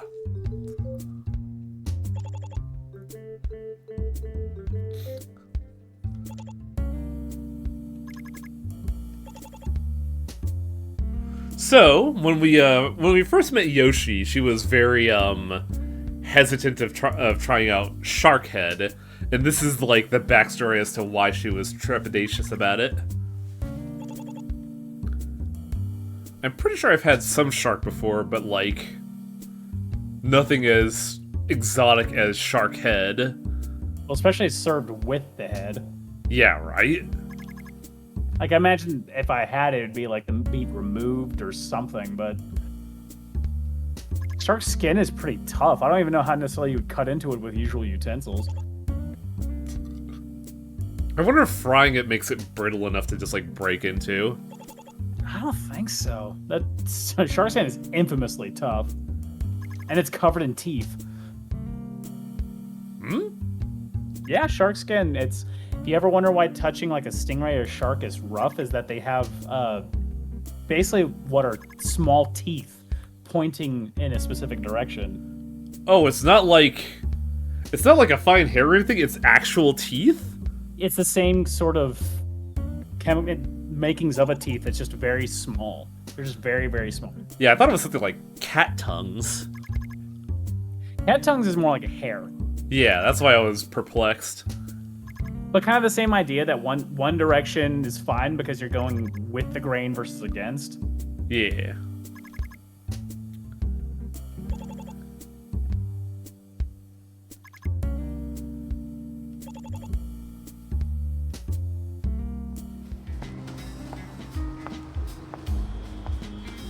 It really is impressive how much effort they put into cutscenes in this game.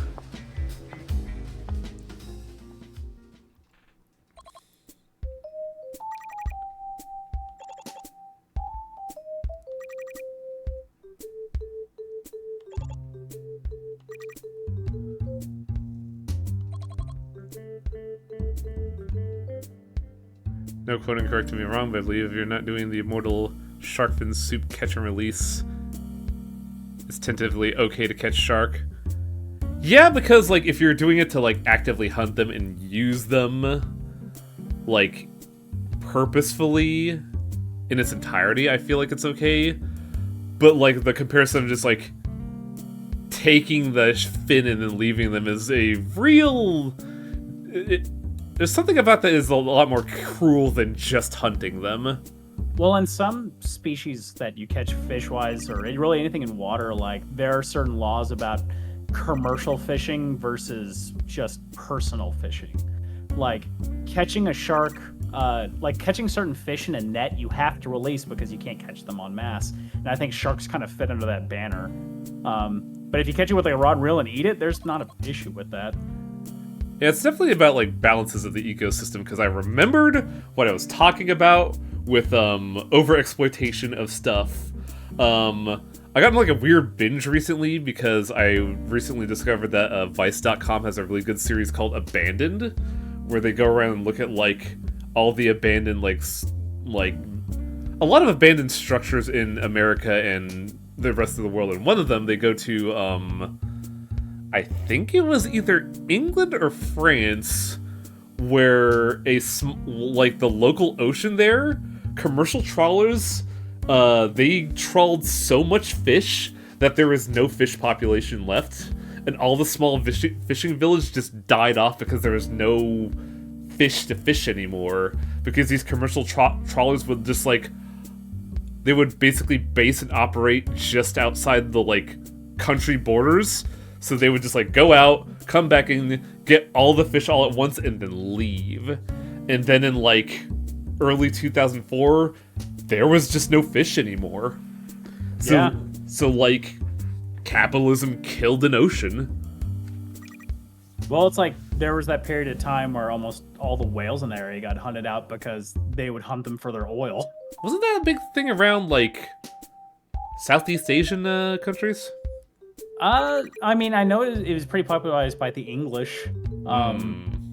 There are a number of species that, unfortunately, there's a lot of like Southeast Asian concepts of like parts of animals used for medicinal purposes. Shark fins, as mentioned, like shark fin soup, or just in general, was considered one. That's why like there's a certain one of the most vulnerable species in the world is the pangolin, which is a kind of mammal. I heard of this actually. Yeah, they were captured a lot for their medicinal purposes as well, nearly to the point of extinction. Yeah, just stop doing that. But yeah, there's a lot of hardline rules for fishing for that sort of things. Even like catching crabs or anything like that, where it's like it has to be this big. You can't catch females. If it has eggs, you have to let it go. There's a lot of rules, luckily. And I did not know about the catching female rules, but that makes a lot of sense. Yeah, that's a general rule just in the U.S. overall. Is like if crab fishermen catch like blue crabs, which they're not vulnerable at all. But if they catch females, they have to let them go. Or if they see an egg sac under them, let them go, because they'll just make more of them. Same thing happened in the 90s in the Grand Banks off of... That's it. It was Newfoundland that was the that they were talking about in that show. Yeah, that'd be parts of North Canada. Yeah, I was mistaken. It was not England. It was Canada. I just remember it because I think it was the accents of the Newfoundlanders that threw me off. I think the one that terrifies me is... this isn't ocean. This is just something about, like, hyper-exploitation and how it affects the environment. There was a quote-unquote sea north of LA that was made as a mistake. And it used to be like a party zone out there, but they never like properly managed it to where I think some invasive species of algae came in and just kind of like killed off all the fish there. And as a result, like the area was slowly like dehydrating all of the mistaken seawater that like flowed in. But because it did all that, it is also like pulling up like hard metals from the soil. So if the place Isn't that that red pool? I don't think it's the red pool specifically. I know what you're talking about though, but like it is a lake where if it ever dries up, it becomes a dust bowl that kicks up like toxic alkalines in the air. So LA has to set up the system where they have to actively spray it down once every so often to prevent a dust bowl from happening. And I'm like, man, it's really wild how people just like exploit the land, and then when it becomes too costly, just ditch it. Yeah. Yeah, if you guys like want a good watch, Vice has a good series about that. Sadly, they stopped doing it because, you know, the shitification of the internet. But it's still a very interesting watch. But we need to keep doing it so that this celebrity Lewis Crawford can get her fucking special meal. She needs to eat something interesting, so we gotta like we gotta upturn the ocean to get some rare fish.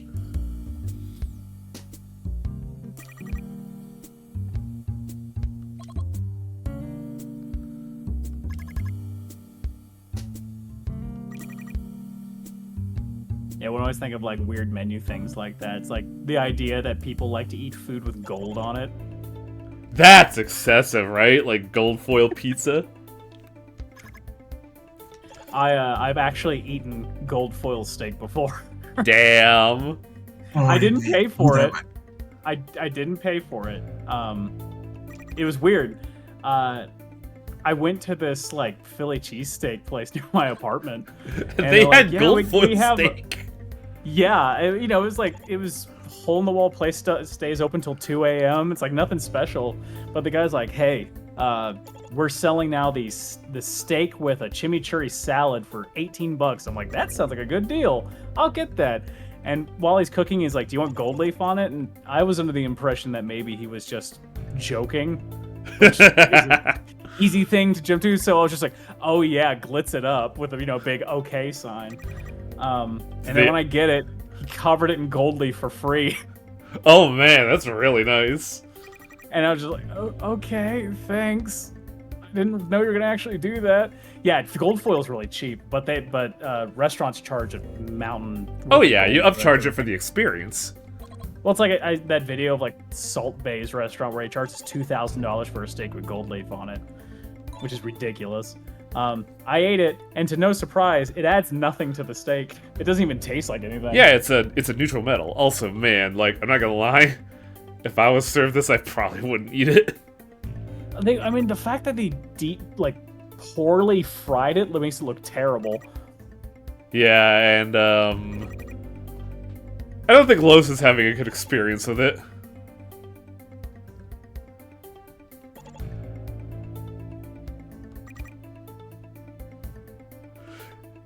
It just reminds me of that scene from, like, Temple of Doom with the monkey heads, right? Oh, monkey brains, yeah.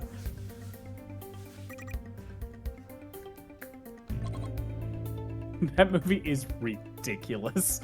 Like, especially so many years later after watching it, like, this movie's ridiculous. It's wild to think that Short Round is now a really prolific action actor.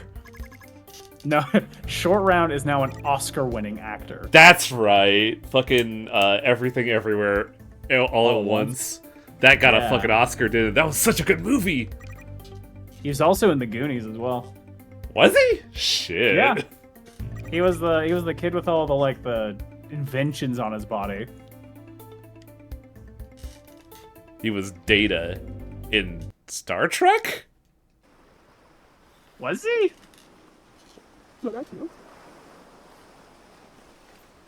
Oh, his name was Data in the Goonies. Okay. I was like, I was sitting like, hang on. Completely different. I still like how I think it was during the award ceremony for that award. Oh god, who played Harrison Ford showed up to that award, and when he saw I always forget the actor's name, but when he saw Short Round's actor just as an adult now, like he had a genuine smile on his face and just like went over to hug him. Well, everything they've shown him in, like, he seems like the least, like, elitist sort of person you could ever meet. Like, this seems like a guy who'd run up and hug anyone that was nice to him, kind of thing. And you're like, oh, that's adorable. He's a very humble man. Yeah. I know I've seen Mr. Kwan in another movie. I just can't remember what.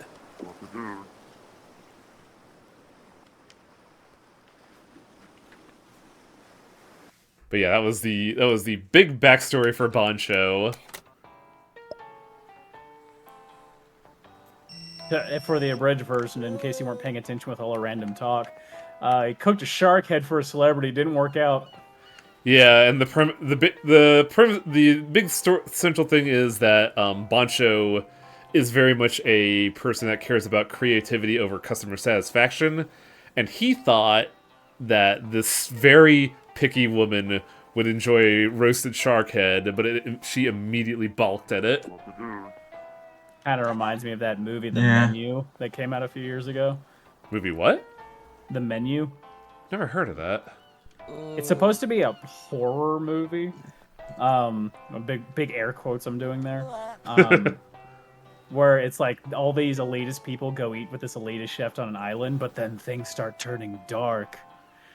Yeah, it's way more tense in the first half when you don't get a sense what's going on, and then it almost becomes a parody of itself in the second. All Also- these people are like these pretentious assholes ordering food, and then the person who ends up living wins because she's like, I don't like your food, it's pretentious, I'm just gonna order a cheeseburger. And he's like, oh my god. Also, Beowulf, that was the segment I was talking about for Mr. Kwan. Though this photo is very funny, because you have to take it at night, and I did all the circumstances, and because I timed it poorly, I just wound up taking a photo of a manta ray's gills, and it still got on. Oh yeah, my description of the cheeseburger thing is considerably abridged. If you want to see that movie, it's worth seeing. But also, I would love to be able to swim with a manta ray. That'd be so cool. Oh yeah. 20-foot wingspans, can jump out of the water and almost fly. Nocturnal, apparently? Well, I mean, the idea is that in most oceans at night, that's when a lot of the plankton rise from the bottom of the water and start going towards the top. So a lot of things that eat plankton like to go at that time to collect. I never knew that.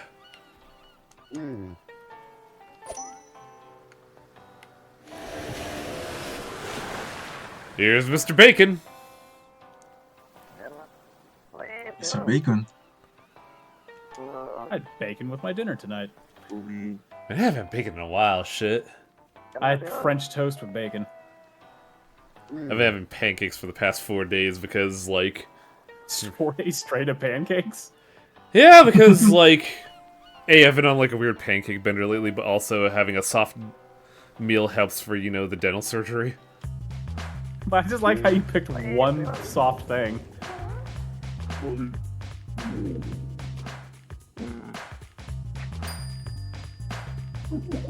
God, even in higher detail, I hate him. He just has that kind of face. He has that punch in the face.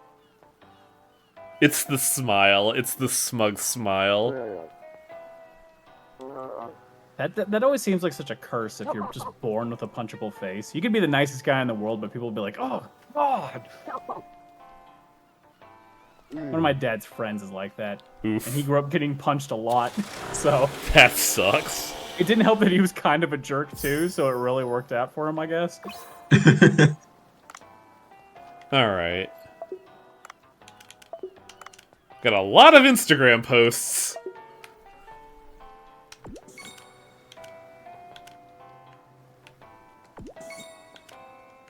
This is one of the posts I like a lot. Dr. Bacon's is always, I'm drunk. Yeah.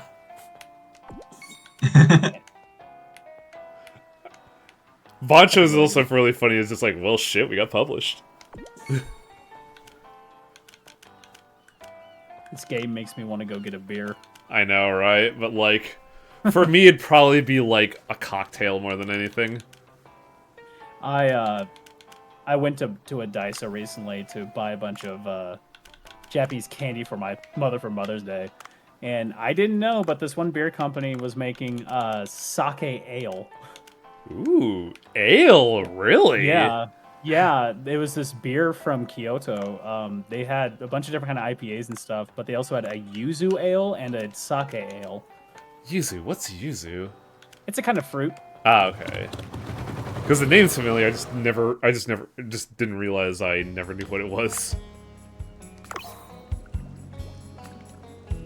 Oh, neat. We can print shrimp here. Fucking... Yeah. I wish I knew that before.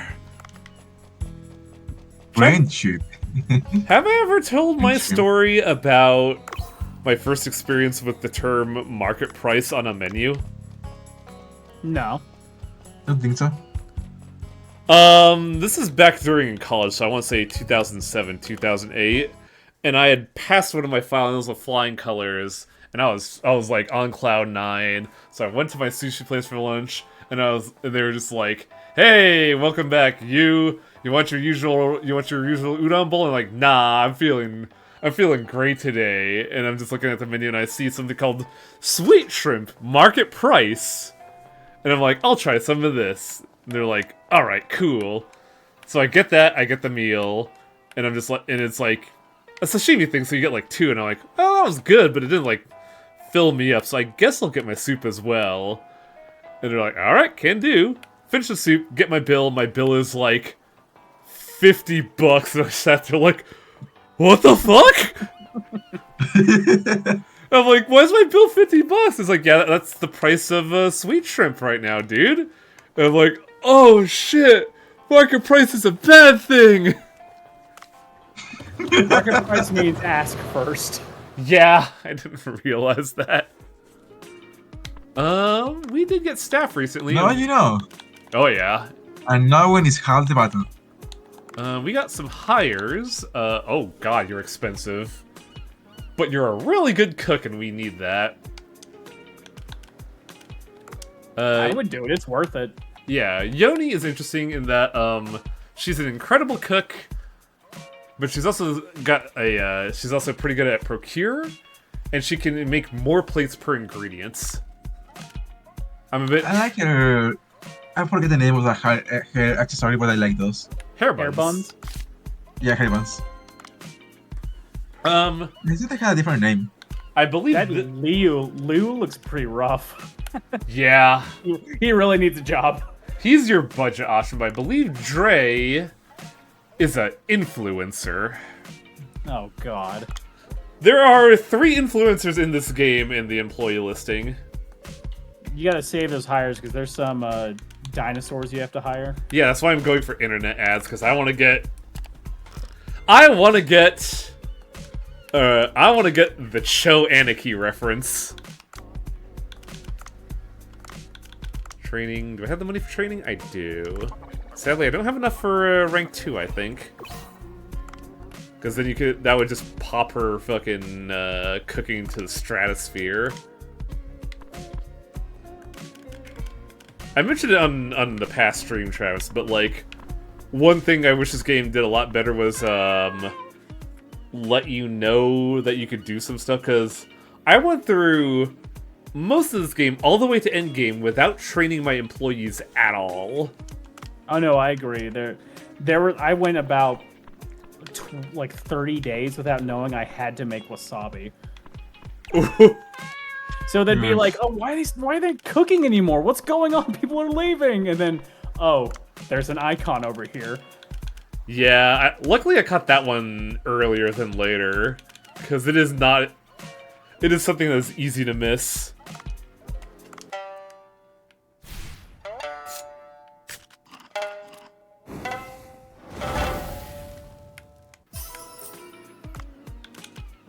Is it usually a Japanese orange?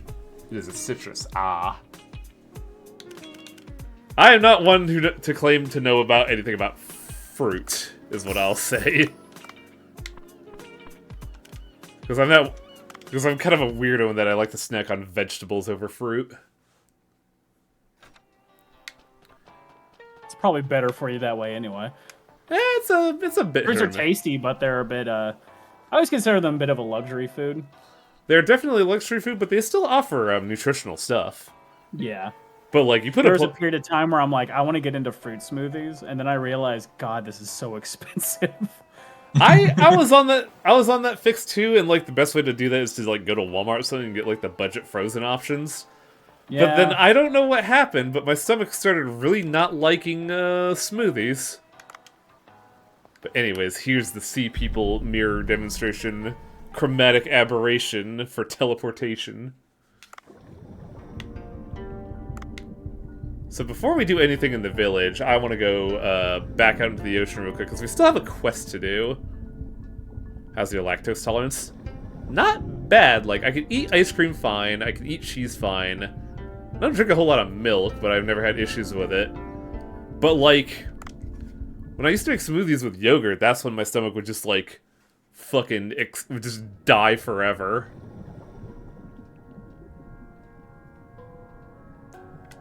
Are you a certain grenade fruits, launcher? especially if you eat a lot of them for a lot of time, tend to have a lot of effects on your digestion. Oh, you're thinking... But would banana and strawberry have done anything, though? I think the strawberry could. Ah. I mean, it's good for you, but, like, there's a lot of, like, without getting too inappropriate, a lot of cleansing factors to fruit. I see. Like, if I eat too many apples, like, that's the natural course of things. At least your colon health will be immaculate. Yeah? Hey, chat, just to let you know, colon health immaculate.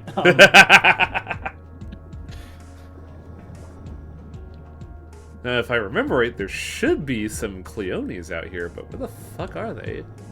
No, I don't want to go to the village with their neon lighting. Hello? It's spiritual tree power.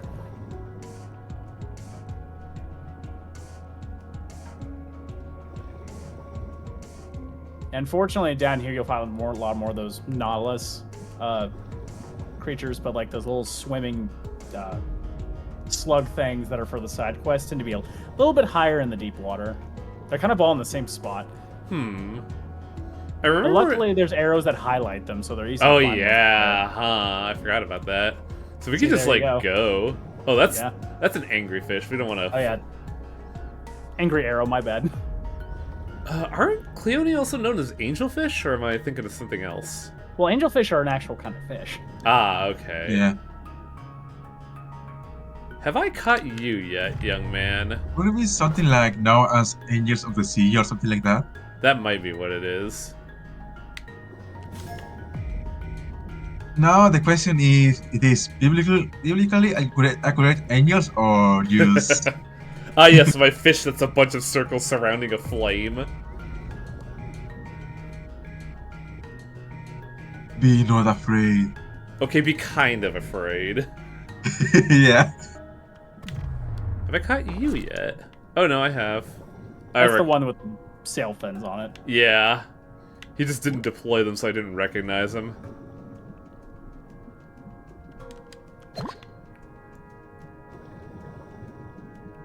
Oh, right. Come here, flashlight. Now, starfish, those are things you should always try to catch because those things eat everything. Really? They're a big problem for coral reefs. I remember hearing something to that effect, but I didn't realize it was that much of an issue. There's a particular breed of them. They're these kind of starfish that are massive, and they have about 10 to 12 legs, and they're covered in spikes. Really, nothing eats them. So they breed like crazy, and they eat a bunch of coral. Is it called the something crown? Something like that, yeah. I don't quite remember off the top of my head at the moment, but yeah, they're... I remember us talking about that in Dredge, because it's like... It's something you can get in your crab pots, and it's like... It is something that gives you, like, no monetary value whatsoever. I don't even think you can technically eat them, because I think they're poisonous. I mean, as I said, a lot of things that eat coral are poisonous. Crown of Thorns. That's a crown of thorns, yeah. That sounds like a very apt name. They're intimidating looking at the very least. Grab a rock and drop it on that crab. Yes, actually, now that we can. I've seen one of those kind of crabs in the wild. They are that big. Really? Yeah, I saw one of them. I went snorkeling out of Cozumel, Mexico, and saw one of those about 30 feet down, and it was enormous. I should go snorkeling at some point. Or scuba diving, sorry, not snorkeling. Snorkeling is fun. Can you do that off of LA? Because I'm wondering if I could, like, convince my buddy Juker to, like, do that at some point. I guess it depends on where. My experience with that area is that Pacific Ocean's pretty rough. I remember I went there in spring and the water was like 20 degrees. So I don't remember what this thing is called in terms of scientific terms, but I remember seeing it in Dredge's well, and they called it the ghost shark. Rhino. Oh, I can't pronounce that fucking name. Rhinocameridae. Rhinocameridae. Okay. Rhino Community. Very heavy meat, apparently.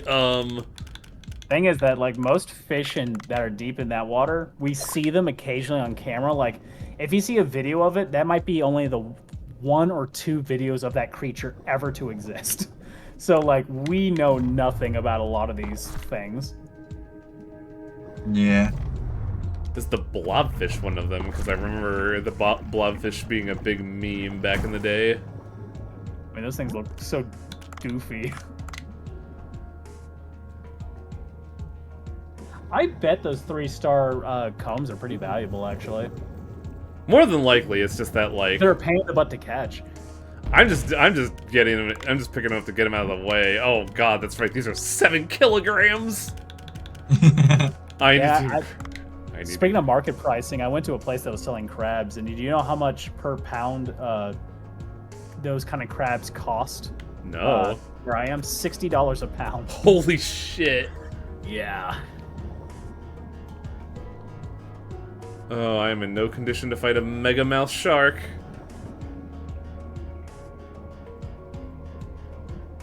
Oh God. Oh, there's another crab. Yeah, I want to get 3, but I don't have the weight capacity to carry it right now. And what sucks about them is that, like, harpoon and gun don't... Well, harpoon and Trent gun don't work on them. So you can't really catch them in most safe capacities. Like, I think you need a net gun to capture one.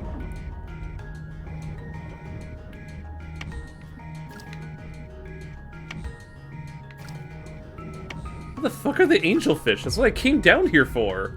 I'm sorry, Cleone. I'll just get rid of this so I can have some weight.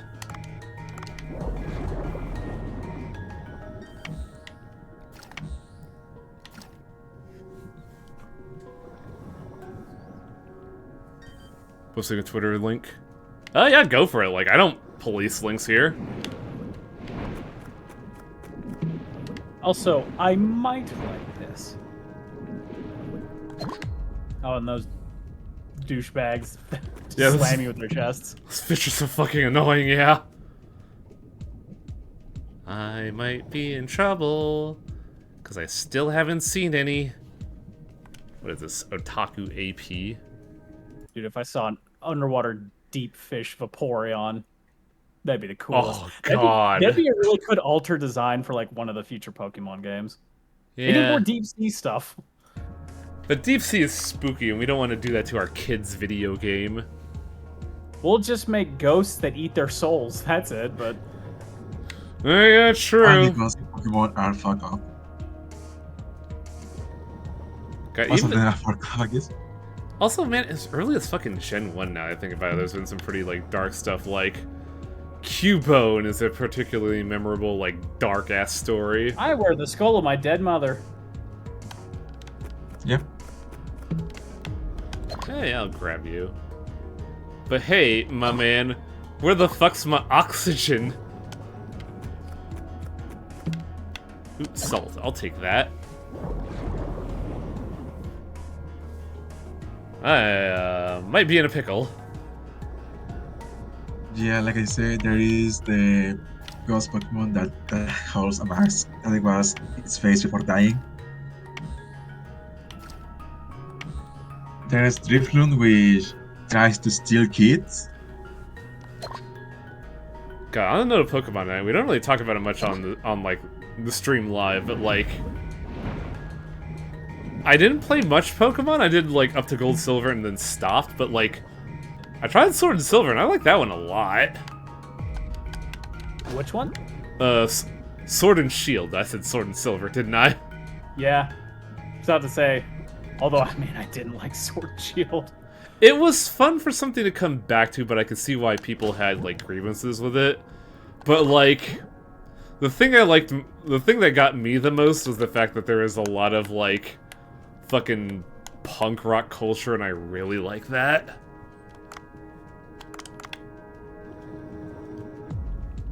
I heard the one that's like Pokemon Spain was pretty good.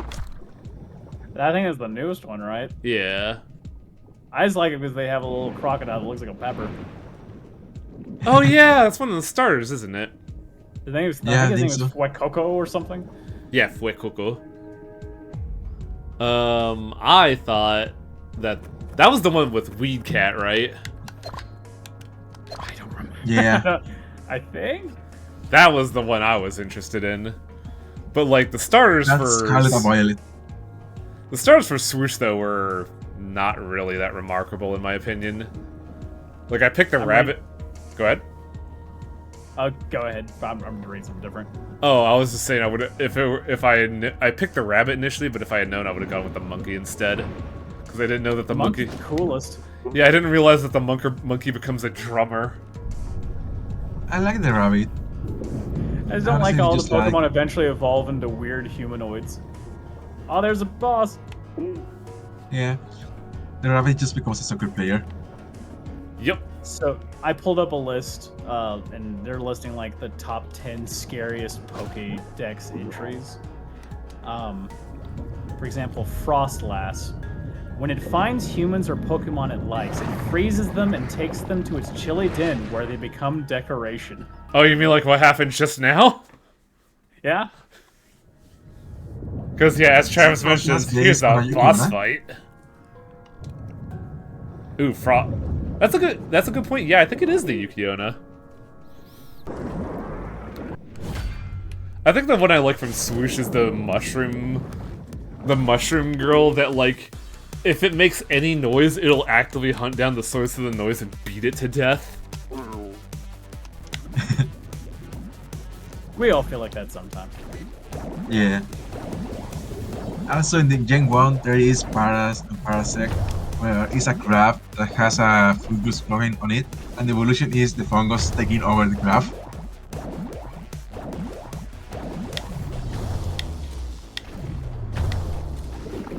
Wow, this one's... There's this plant Pokemon that kicks, and it says, a kick from the hardened tips of this Pokemon's legs leaves a wound in the opponent's body and soul that will never heal. And soul! And it'll never And heal. so, Fucking send your ass to the Shadow Realm, I guess. How is this thing the hitting you Shadow so Realm was easily? so good. No. Fuck. Fuck off. I just want this oxygen. No. Let him breathe. Oh, I'm dead. That thing is so much faster than me. The dash is gonna help you. You gotta start using the I dash. was using the dash, but like, Don't dash into its mouth. well, whenever I try to get to the Yeah, oxygen, it would just like cover the oxygen and wouldn't let me get it.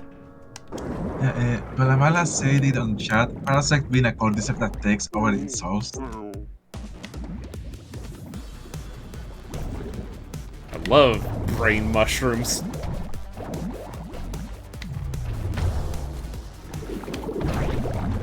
Also has crazy ass range.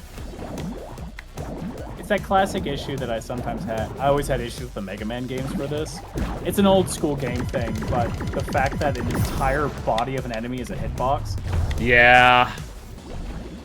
it's antiquated feature that I'm not the biggest fan of sometimes in games.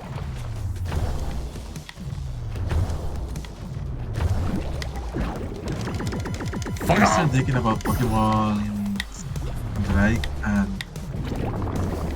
honestly, there were some very neat ones. I think there's the thing about some more funny ones.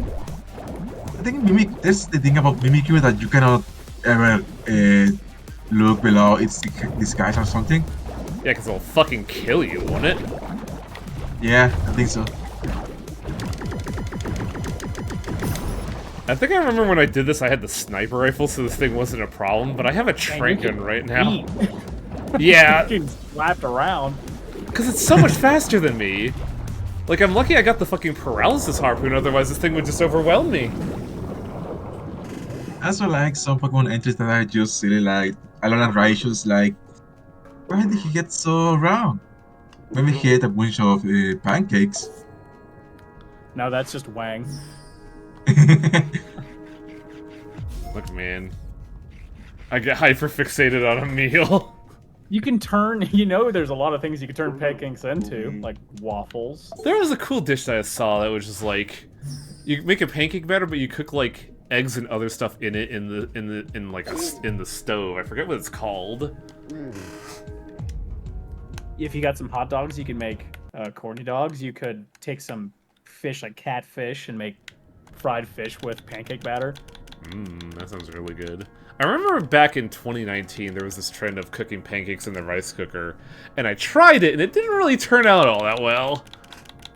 My experience cooking things in devices where like it'll handle all of it never really work out that well for me. Yeah. I need to lose 1 kilogram of stuff. I can't really do that all that easily. I could get rid of the plot item. All that room. I would say, how much weight do you have to drop? I need to drop like 1 kilogram. How many crabs do you have? Just 2? Yes. Hold on to the 2 because you might get. There is a quest that we're gonna need for that too. Um. I might. How much does the skull weigh? Skull is 0.5. I was thinking of doing that and the seashells. Yeah, I would too. You can find seashells anytime. The pink one I know I need to keep, but we could also just discard. The starfish, maybe? Red Yeah. starfish? And now we can't get anything anymore until we help out the village. Oh boy. I planned this dive out well. Might as well get out of there if you're completely weighed up. I can, but also we need to look at the village and do stuff there. Because I never actually helped the village. I came out here because I thought Cleones were nearby, and I was super wrong. You know, as you desperately try to swim next to this shark that wants to eat you, and this crab that Again. wants to eat you. I don't think the crab wants to eat me. I think it just wants to beat me up. Crabs don't eat everything. Oh yeah, huh? Goats are also like that. I think goats are a little less likely to eat you, but only a little. Only if you're not moving. Also, I don't know how much of a good scam this is, but I believe anytime you enter the fish village, you get like a full oxygen cycle back.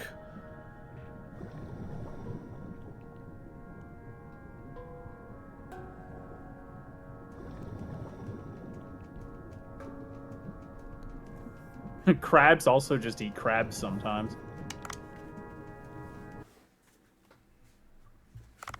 Yep, you just get a full oxygen supply the moment you come here. Let's see what the village has to say about stuff. Do you like all the things I somehow can fit in my suit? I have 2 whole sharks in here. Shark cars, not whole sharks. Like, we can't kill 1 shark and get 2. That would just defy, like, physics. Oh, you've already defied physics.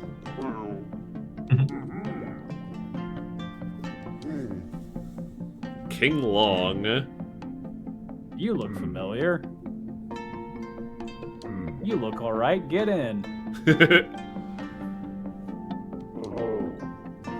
Man, that's on a completely different game subject. Friggin' Like a Dragon the newest one, has a crazy taxi minigame, and it's great.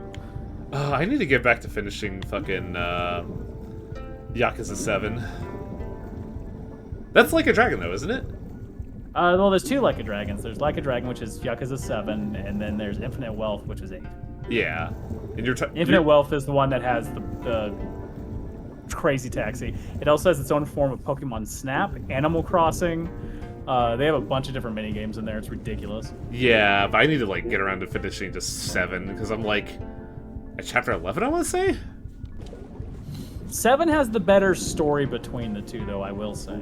The problem is, I'm kind of stuck at a fucking difficulty spike because Homage boss fight really pushed my fucking shit in. Oh yeah, that one's rough.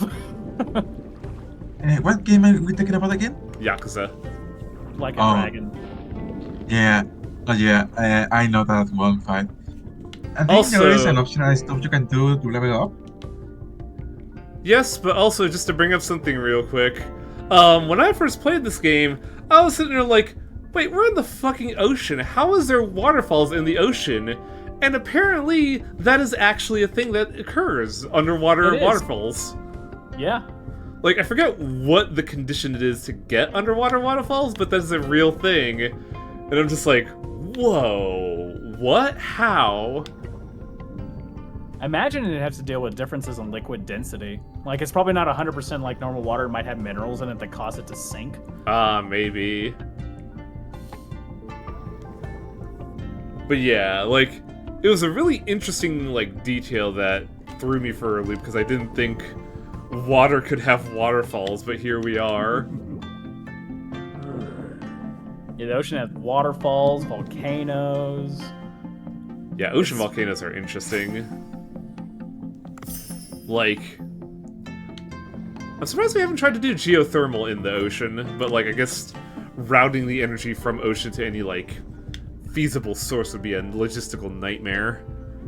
Thank God we don't. Keep men away from the ocean as much as possible. They already Yeah, up. fair. We already kind of ruined it by drilling. Also, here's one of the better fish NPCs. She just looks so friendly. She runs a restaurant. She can't be bad. Her name's Mima. Oh my god, I didn't even realize that. I thought it was like Mima, not Mima. It's probably Mima, but I No, had a family never made Mima, so I can't help it. nah, I get that. I'm just like, it would make so much sense if her name was supposed to be Mima.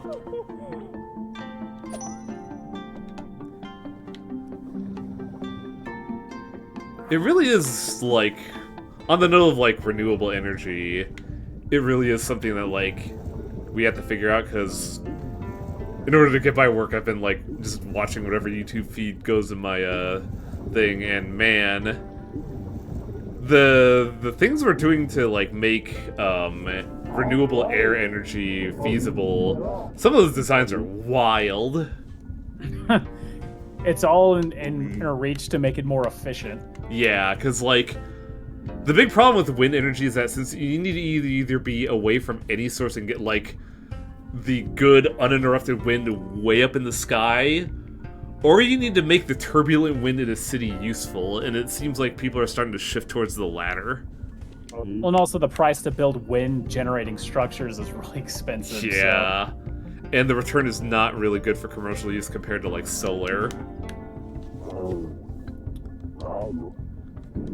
Solar is such a weird space, though. Like, it is a good, like, renewable source, but, like, not... I'm trying to like, figure out how to phrase this. Like, the idea is good. It seems like the people that are trying to sell it, though, are not all that upstanding individuals. Because, like, my folks have been harassed by people trying to sell solar energy to us. Well, I know in Texas, like, there's a big push initiative to where, like, if you agree to have solar panels built on your property, that the state will cover the cost of putting them on your property. Yeah, California's doing that too, but, like, the people out here selling it are trying to make it, like, their business, their energy business, and not, like, a supplement to the power grid like the state wants to do.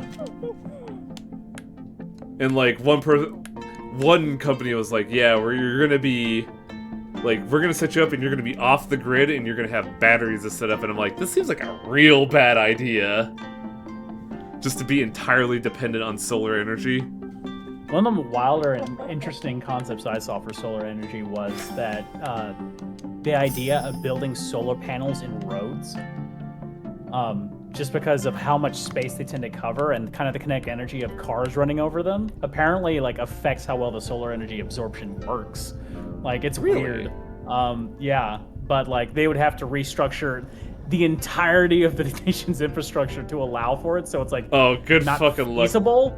So Good fucking luck with that, dude. Like, on kind of coming back to a topic I was talking about, one of the videos I saw from that YouTube series Abandoned was Route 66, and how that is just like from Chicago to Santa Monica, that entire stretch of highway abandoned and dead.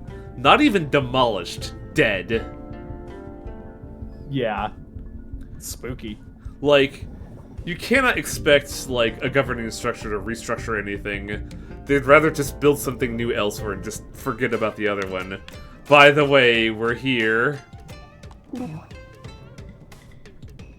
Your name is Lichen. I feel like... Not to encourage us to get involved in minigames. I feel like I owe Kuoshi this.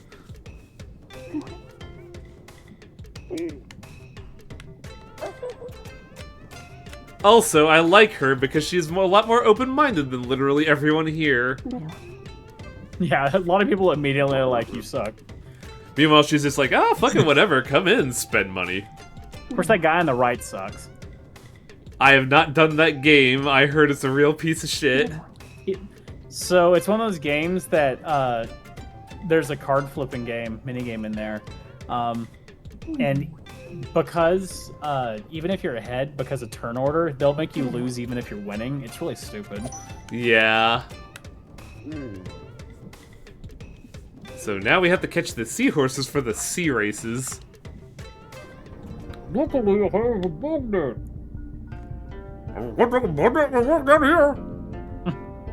I have to remember where the fucking seahorses are. There's one in the palace, one in the seed shop. I think there's arrows pointing at him again, so you just, as long as you go in the buildings, you'll be good. Dave needs to win the races. Yeah, because you need to get a lot of bay here, which is their money, to get some real good farming going. You gotta get the seahorse named Lucky Clover. Yeah.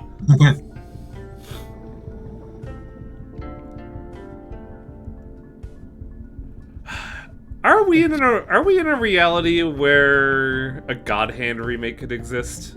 Hell no. That's what I was thinking too. That was during the era where they kept on.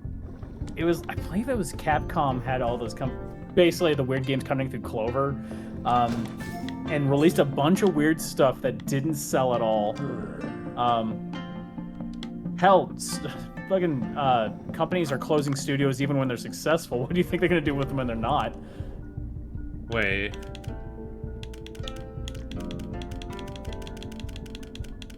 Are you worried about space? No! Quite the opposite. A lot of space just opened up in my inventory. What happened to the seat? What happened to them? Maybe there's a separate plot pocket. Plot pocket. Hopefully, because like, I just saw that and the quest disappear for a second. So I was like, wait, what the hell just happened?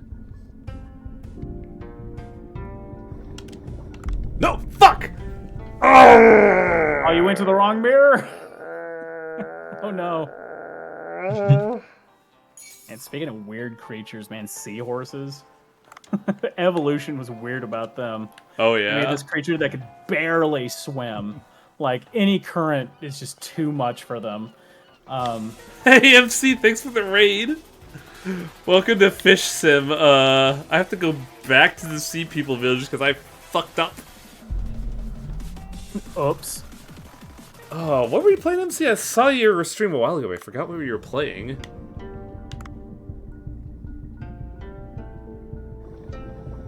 It's just... This is just the city event. Crusader Kings 3, that's right, because I remember seeing your stream alongside someone Stellaris' stream. I was like, man, there's a lot of crank strategy going on these days.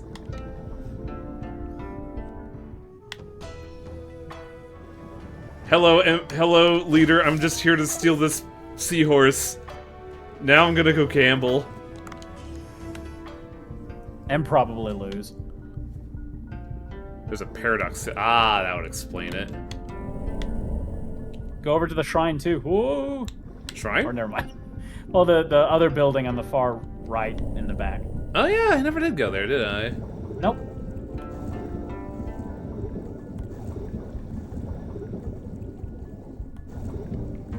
When are you hopping on the map game bandwagon? I don't know. I tried play. Like I have one of those games on my PC. I tried playing. I just couldn't get into it. If I were to do that, though, it would probably be Endless Legend. Just because I love the mythos of that. Also, look at this fucking statue over here. I love all the wrestling poses that this God King Fishman have. Like... The big thing about him is, like, the first time you see a depiction of him, he looks like a Borderlands character. Oh, you mean Torque? Yeah. You look like if you talked to this fucking merman, he'd ask you if you like explosions. It's weird that I'm friends with the voice actor for Torque. Damn. Voice acting is a really interesting career of just people you just wind up knowing. Yeah.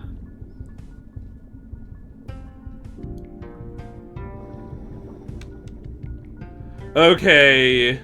Hope y'all motherfuckers are ready for Chihuahua racing.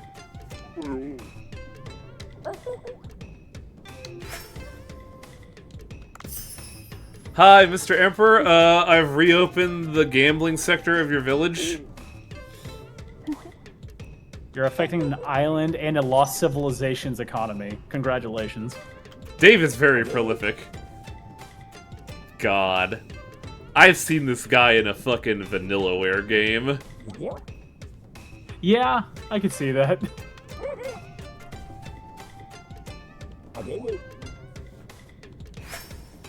Shayakar Seahorse.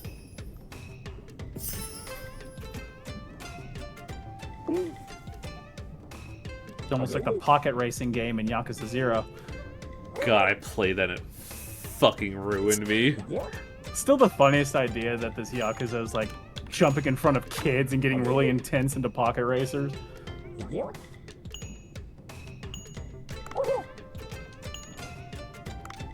Now we get a tutorial race, which is super easy. But basically you can catch your own seahorses and have them race with other people's. And there's like a whole system for like seahorses that are tired versus motivated. It's kind of nuts. And you're more encouraging them than anything.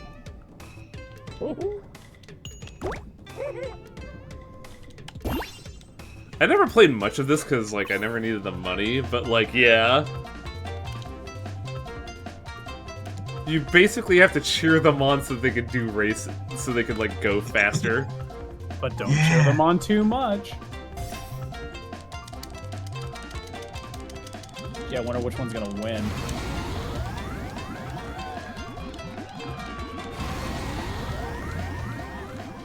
Not you, apparently. I'm trying the hardest I am! I'm trying so hard!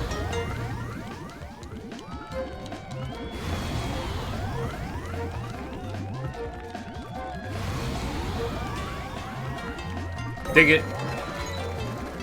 Well, at least I placed. Not like those other seahorse losers. If it was real seahorses, this race would take a lot longer. There's a pet shop near me that actually sells seahorses as pets. That's pretty cool. So watching them just kind of barely being able to keep where they're going properly, like, man, these things have it rough.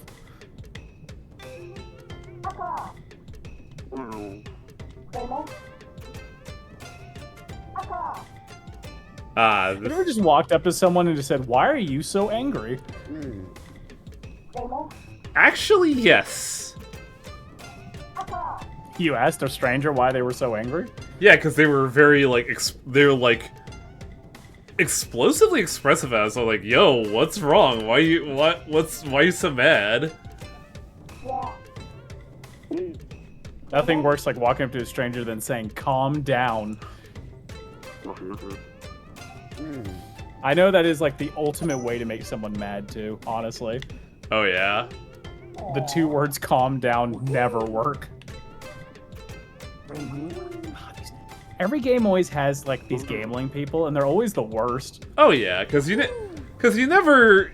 The kind of people that go to a gambling den are not the kind of people that would, do an honest day's work. Well, for me, I always think of my experience with Ni no Kuni and the gambling den there, and how the person, anytime you lose, would just like laugh in your face and mock you the whole time. It was really rough. How do you guys feel about matching games? Lucky hit.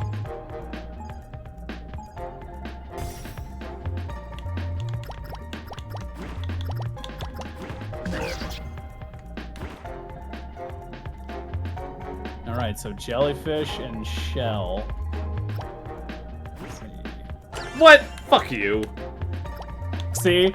That's the game cheating. Yeah. Isn't this Mario 3 minigame? Oh shit, where was the other Oh, I showed it to him. Yeah. Sometimes they'll miss it. Sometimes, but not that time. Wait, I Look just... at that sprint. Sometimes you will probably lose, I assume. Why'd you click? You clicked on that one before. I know. Have we seen a horsefish yet? No. A seahorse, what am I saying? A horsefish. Oh shit, where was the jellyfish? Was it this I one? think it was the first one, wasn't it? First one you picked. Yeah. Which I think is that one. Yeah, I'm pretty sure. We got a point. Yeah. We can't let this motherfucker get any more. Shit. Okay, good. Oh, don't worry. When you start winning, he starts doing that oarfish thing he just did, where he just knows where they are.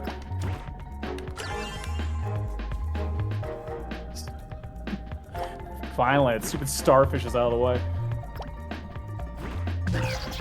Okay, the shell is like... I know where there's a shell. It's this one, right? Yeah. Eat it, bitch. You think you're winning, but then he's gonna pick the right one automatically.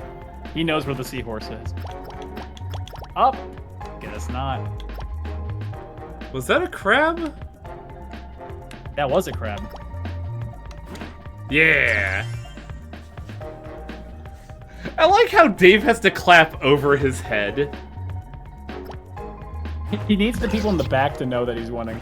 Oh shit, which one was Sunfish Stingray. I think Stingray was the second one, right? Yes, good call. Yeah. Oh yeah, it's first to 5, isn't it?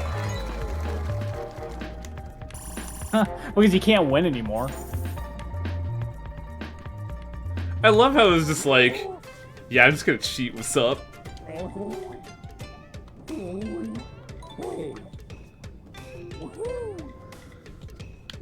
The Ma'am? beluga whistle.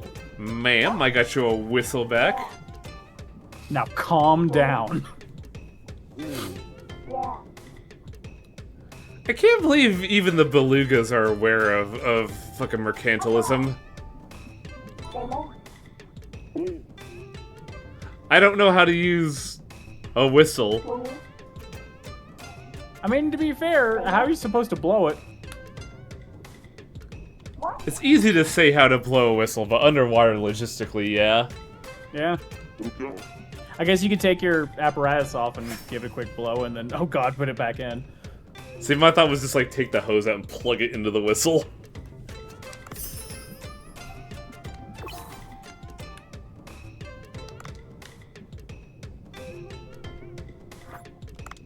I like how the belugas wear little hats too when they're being taxis.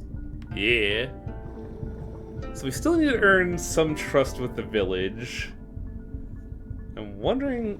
Well, there's more quests available, so hopefully we could get this done. Well, some of the quests require you to leave the village that I know of. Yeah. Critical failure. Cool it. I miss Death Road to Canada. I miss Death Road to Canada, but we sure, like, milked the hell out of that game.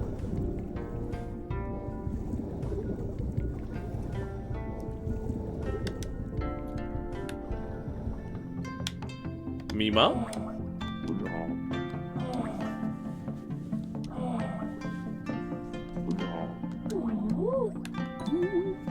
See, she's gonna make you leave.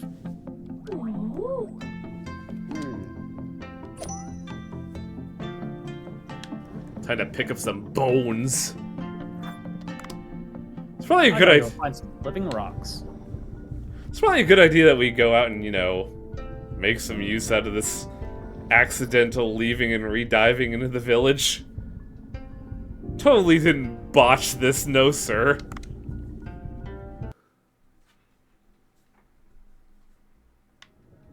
Oh man, those striped catfish. I don't think I've ever actually caught a catfish in this game now that I think about it. Oh, you'll recognize them when you see them. They're jerks. Didn't we once talk about noodling and how fucking dangerous that is? Oh, it's super dangerous. Don't do it. Yeah, because, like, catfish have, like, fucking fangs, don't they? Well, it's not even necessarily the fact that, I mean, yeah, I mean, they do have some teeth, but the idea of sticking your whole body underwater where you can't see, sticking your body in a hole, and then sticking your arm in the hole so the catfish can bite onto it, you could get stuck. Yeah. And those fish are like 40, 30, anywhere between 30 to 50 pound fish. Wow, catfish are that heavy? What the fuck? They can get really big. I mean, it makes sense now that I'm thinking about that fucking Scooby-Doo movie. There's this one catfish, I think it lives in like Finland, Finland or Denmark, but it was known to eat children. Oh my, what? Oh. Because it gets so big. God, I thought fucking Big Mona from that Scooby-Doo movie was a joke. Holy shit. I'll have to Google to remind me of where that was, but yes, there is a giant. I guess it also lines up with, like, the Japanese legends of earthquakes being linked to catfish. The whole earthquake legend, yeah. Like, the only reason I can reliably remember that's because of fucking Link to the Past.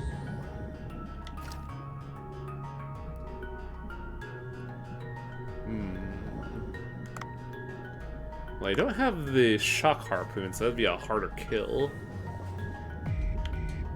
Crab. Come here.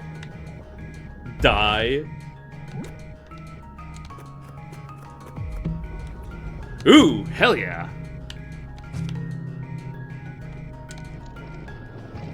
I love researching grenade launchers in the ocean.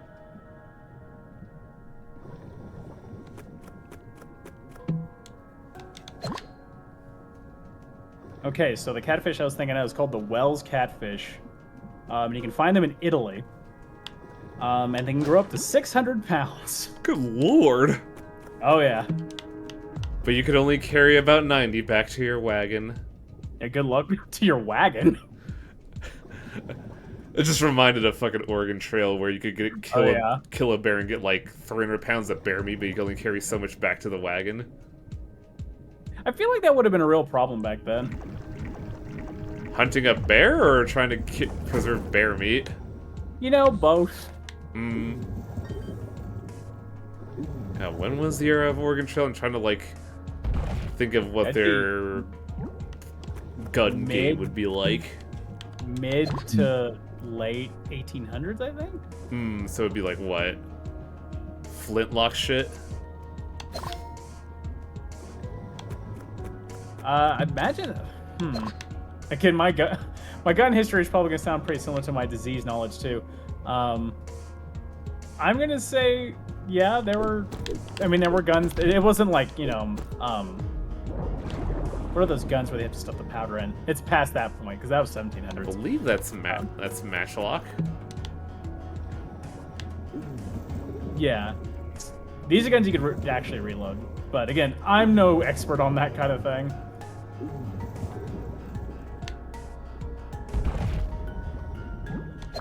I just remember every time I end up playing Oregon Trail, everyone I'd have would just die of diseases. One thing. That seems like the usual Oregon Trail experience. My memory of Oregon Trail is a fucking meme somebody did where they beat it with no family members, no food, but they managed to get to Oregon with like 8 grandfather clocks. Gotta make room for them. They fjorded the river with 8 grandfather clocks. That's fucking nuts.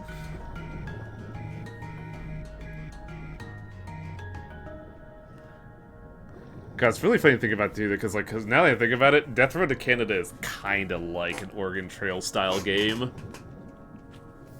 It Just- basically is. Just a lot more action oriented and having people die because you're trying to eat hot wings. Or because you allow Garfield in your car. I wonder how their new game's doing, because I remember the developers making a new game. I just haven't heard anything about it recently. Oh yeah, I remember. You can also die because of the anime gear. Yeah, that is a destined death. If you contract anime, you're just going to explode. Oh yeah, that character, yeah. Did I get enough coral? I did not. Shit.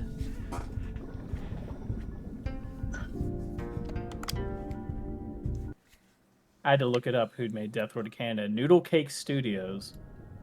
I never actually remember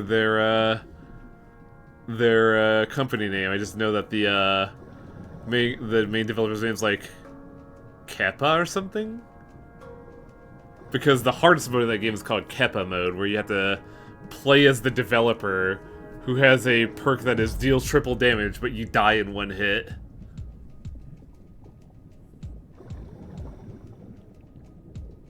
Actually, I don't think he gets the triple damage. I think he just dies in one hit. I think so. I think the developer's name was like Keppa Away or something.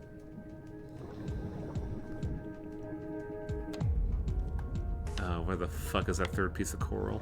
And I need to play more Banner Saga. I played the first one, but I need to play the other ones. I saw a playthrough of that game. It looks really interesting, but I just never like found the opportunity to play it. It feels like the kind of game you'd like. I don't know how much you like real-time strategy games, but RTS could be hit or miss for me. I'm not big in RTS, to be honest. Like, I remember there was one RTS I remember liking early on where it was like a medieval era, and you basically motivate adventurers to do your stuff by posting quests, and that's how you would order people around RTS style. I have a really that was Majesty. Yeah. I have a very unhealthy relationship with an RTS called XCOM 2. XCOM is turn-based, but yeah, that game, ooh buddy. Yeah. It's probably one of the few games where I'm like, hey, I have it in my my previous purchases. That was kind of fun that one time. I'll download it again. And then a few hours later, I'm like, I hate this freaking game. XCOM 1 or 2? Deleting it. Both. They both have the same problem. I know XCOM 2 was a lot more awful with their accuracies, because like it was proven that the accuracies they display to you is an actual fucking lie. Because Yeah. like there's a mod for the PC version that's like accurate percentages where it would say 95%, but actually more like 62. The RNG was really stupid and often didn't make any sense. Yeah, Cool Guy and Rough Guy had a narrator for that game. Cool Guy and Rough Guy had a narrator for that game on their YouTube series. Ooh, I should look at that.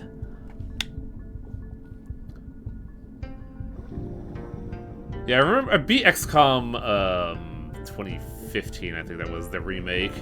And then I tried XCOM 2 and that game just made me really mad. Mainly because like fucking enemies getting free actions was really annoying. It was the same problem I had with Darkest Dungeon 2. I still want to play that at some point, even though I hear it has its problems. The big issue I have with it is that their idea of difficulty is to have the enemy act way more often than you, and it gets really fucking annoying. Because not only do they get more actions than you, period, their actions also disable your actions. So not only do they have better action economy, they can delete your action economy. Yep, it's basically the same strategy you used to beat Darkest Dungeon 1, except now it's being used against you, and it doesn't feel good. I just remember getting mad at Darkest Dungeon 1 because of the whole concept of Darkest Dungeon of, we're going to take one of your best units away from you, and you don't get to pick which one. It is a game that you can mitigate enough losses, but then you basically just reduce the game down to math in your head. That's part of why the LP, while like a fun experience in general, made it real hard for me to go back to playing Darkest Dungeon because it just becomes like number wang to me. Darkest Dungeon 2 is better. They haven't done any like balance patches since they went to 1.0 though, and it's still the same problem. Like, the ocean is like the worst one in that it is an area where there's an enemy that has 2 actions by default. There could be 1 to 3 of them, and there's also the layer action, which reduces your accuracy. So the enemy can have anywhere between 5 to 7 actions plus 1 because of the layer action. And they can disable 1 to 2 of your actions. I'm just like, man, fuck this. This is, like, terribly balanced. Listen, I like games that beat me up too, but I like games where I feel like I'm learning something to get less beat up as I go. When games are random and they beat you up, those are the ones that get frustrating to me.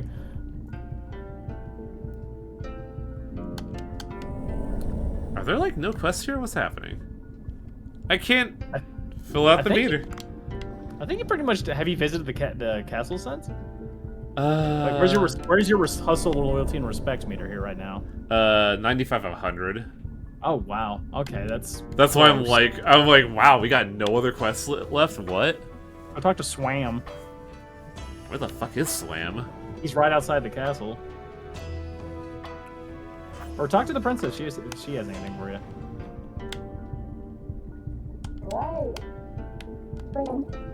Build up trust with sea people. No, it disappeared before I could read. Oh, he just disses you. Okay. Meet Maki at the sushi bar. Where the fuck is my quest meter? There we go. Yeah. It's basically do side quests at the village, talk to Ellie about the mana ray, and then,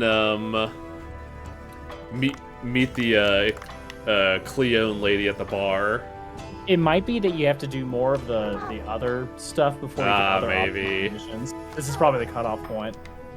It makes sense. They cut off right before you get to 100% so you don't continue the story. Well, let's head back to the bar and just do one more day of sushi and suppose call it.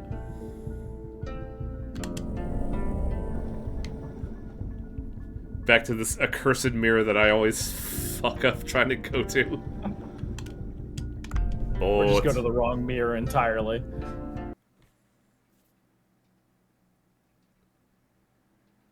You know, it'd be really unhealthy for the human body to scuba dive every day, multiple times a day. Yeah, because you're like, we were talking about the bends a while ago. You're just basically constantly fucking with your internal gases. Yeah. I mean, there's tricks to slow it down, but, like, yeah, nitrogen buildup is a big issue, too. Okay. That's why, like, there's jobs you can get hired for that pay consistently, where it's like, you're a scuba diver who welds on, like, oil rigs and things like that. Oh, I'm broke. Never mind. But they specifically tell you that you can only do this for this long before you could actually die.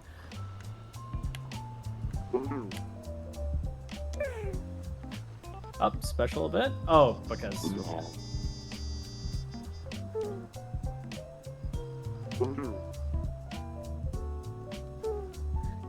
It's one of those jobs that definitely, if you take this job, you make a lot of money, but then you have, like, Your life expectancy fucking plummets. Like, mining was definitely a big one. Also, hey, touching moment. Maybe I should shut the fuck up.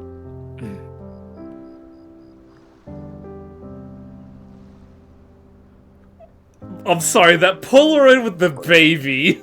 Look at the left. Looks like it's being served on a better price.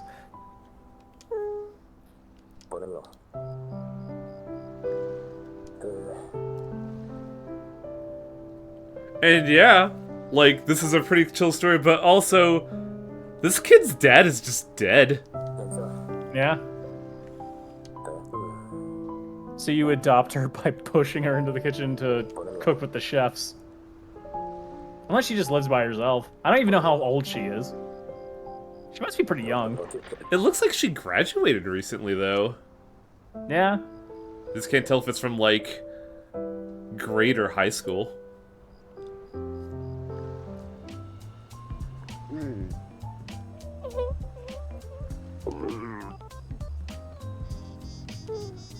And yes, this is why I was a bit hesitant of hiring the pink-haired girl, because you get a free chef here.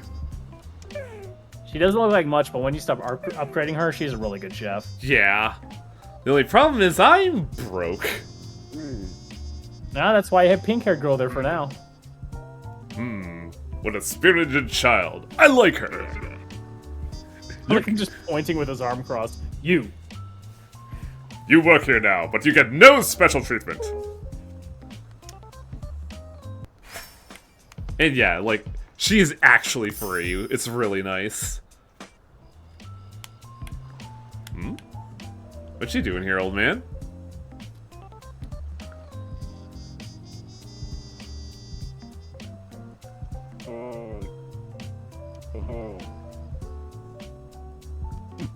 I think Otto is alright. Does Otto ever sleep? I don't think so. Because every conversation comes down to like, yeah, I spent all night working on that fishery. Yeah! I had to ask someone who this is a reference to. It's Michael Bay. It's Michael Bay. Michael Bang.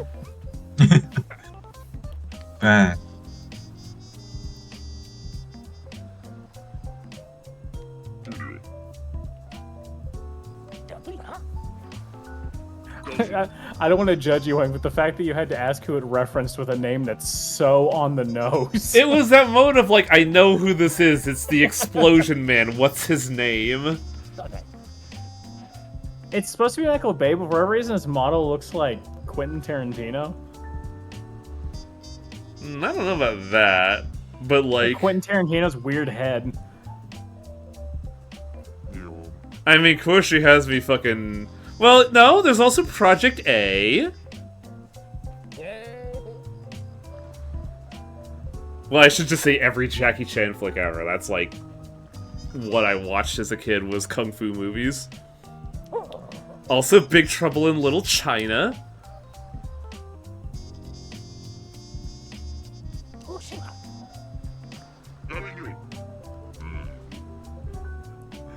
Hang on a second, this movie fucking ruled. I'll help you out. And yeah, just putting it on the obvious here, I just remember explosions, man. Makes me think of any interview they have with the director that worked on the Mummy movies. He was a very Michael Bang sort of character, too. I don't remember anything about the director of the Mummy movies. I just think of Brendan Fraser when I think of those movies. Every story was like, the director was just like, I want you to run through an explosion. It would be awesome. Oh, that sounds... If it's practical effect, that sounds terrifying.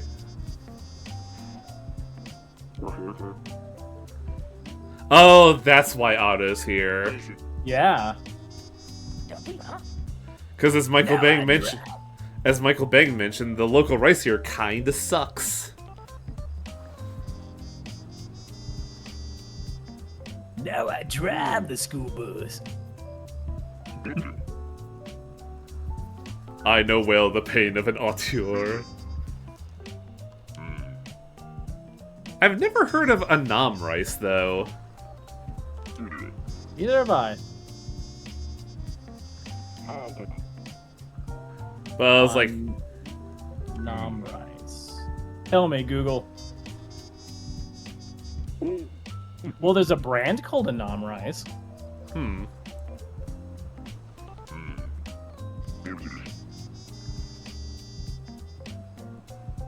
Have I caught the Harlequin Hind yet? I don't think I have.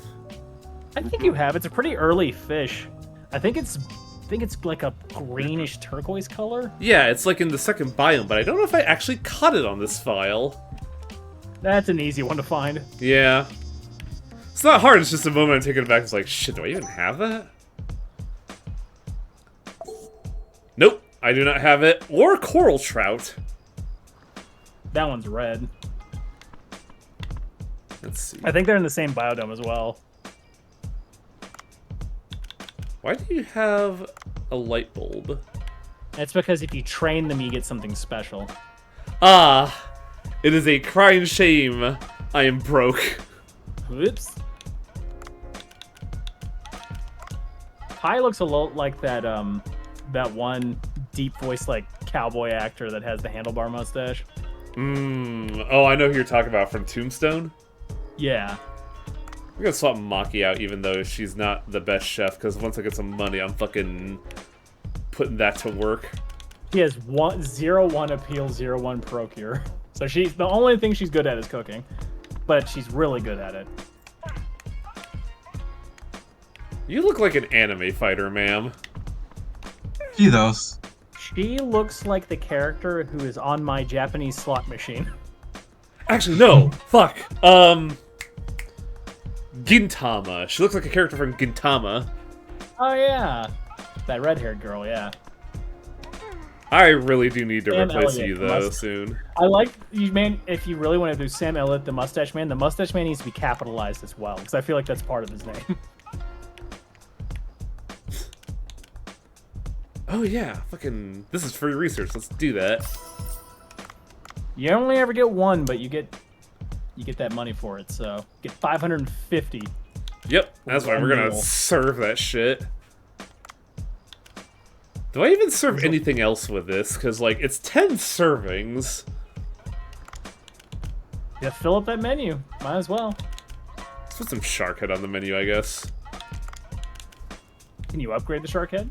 Nah, because I need 3 more shark heads, and I haven't been doing it at all on this day because I've been focusing on the fish village. Go ahead, do that disconcerting thing where you're breeding sharks to cut their heads off. They're not supposed to That's know. not weird. They're not supposed to know Yeah. about that, Travis. Also, it's a little weird that you can have seahorse skewers. Ugh. That doesn't Yeah. sound I appetizing. just can't imagine a whole lot of meat on a seahorse. Oh, this cutscene's so good. We've seen it before, but it's always so funny to me.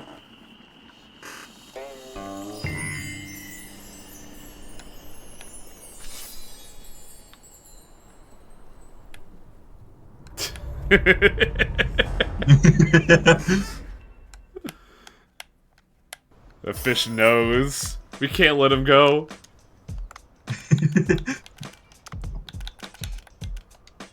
I think this is a good enough menu for tonight. Because, like, the thing I've noticed is that whenever I, like, put boss menus up, I always have, like, extras. Alright. You know what really cool are sea dragons. I don't think I've ever seen a sea dragon. They're a kind of seahorse, but they have all these like little kelp extension things on them. They look really cool.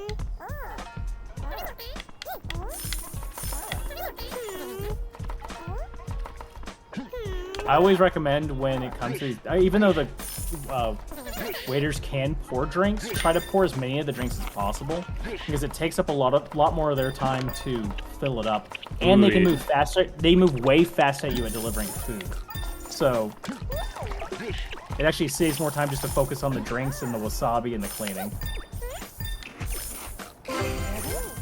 Perfect! That's a refreshing looking beer. I have never had a beer that I like personally, but, like, I don't think I've bought Go any fill up good... that wasabi. Ooh, yeah, good call.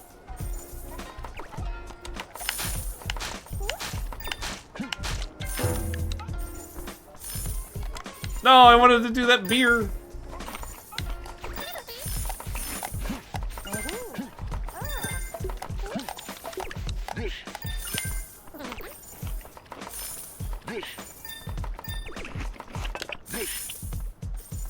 The fucking wasabi is like the hardest thing to see just because it's so off screen.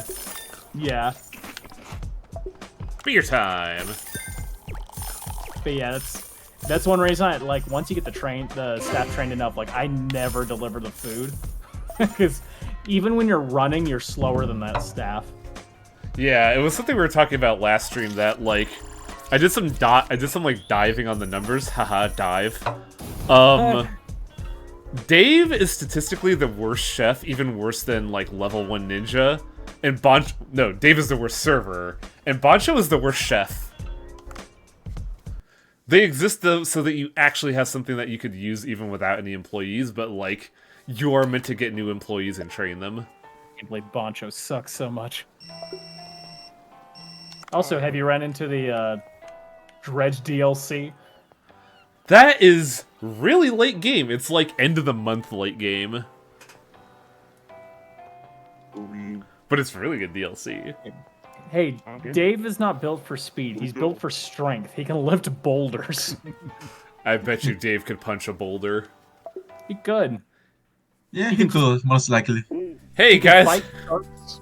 how do you feel about Harvest Moon? Bigger question, how's Dave feel about it with that face?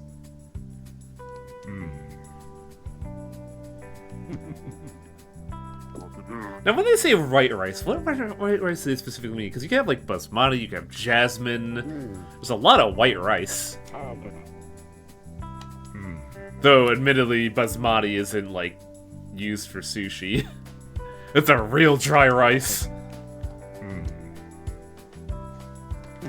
What is the rice used for sushi, anyways? I know it's a specific kind, and it's not the ones I listed. There's a specific sushi rice, as far as I'm aware. Yeah, Like, it's usual. just trying to remember which one it is. It's the first thing that pops up when you look. Oh, it's just called sushi rice? Grain Huh. rice. It's short grain rice as well. Ah.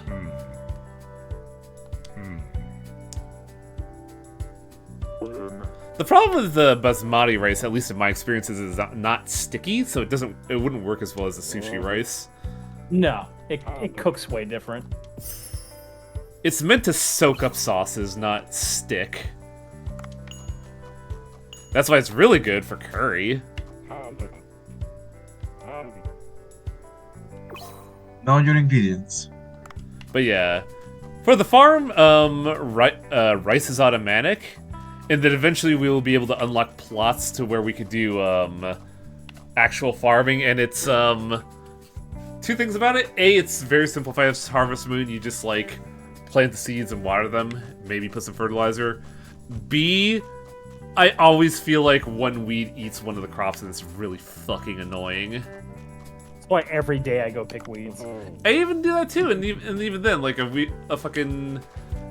plant will still die because of a weed, and it's so annoying. Curry sushi bites, though, would be a pretty interesting idea. How would that work? That's the question. Also, I have $6,000 redos. I should invest it in my employees. You should invest in equipment so you can get better, more oxygen, like max out as much as you can. Oh yeah, but I want to get First off, I want to see what Yone is doing. So we'll spend a little bit here. Max Maki.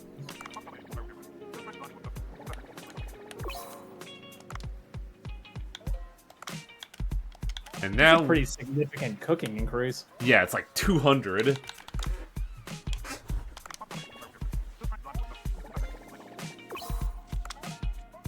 Sadly, Maki doesn't reach as much as with her cooking buff. But apparently she scales way better later on. But yeah, we went from like 200 cooking to 500. I like some of the training is done by Gordon Ramsay to teach you how to use vegetables. I am also gonna invest in Itsushi because at level 5 she has a recipe for you. Stele Puffer Nikogori. Nikogori, I've never heard of that. I would like to try Puffer one of these days. But yeah, there's that, so... Still need to get a better server, honestly, and I'm hoping to find a certain server that's really good. You know who's incredible in this game, at least in my experience, is the Luchador. I don't think I've gotten the Luchador. The Luchador's really good. On top of, I think not only does he serve drinks, but I think he also cleans tables. Damn. Ah, we now have an event. So in 3 days' time, we're gonna have a jellyfish party, and jellyfish are gonna sell a lot more in this one. You're gonna make a lot of money here. I don't think I've ever eaten a jellyfish, and I don't think I'm necessarily interested in doing that. It does not sound like it's good.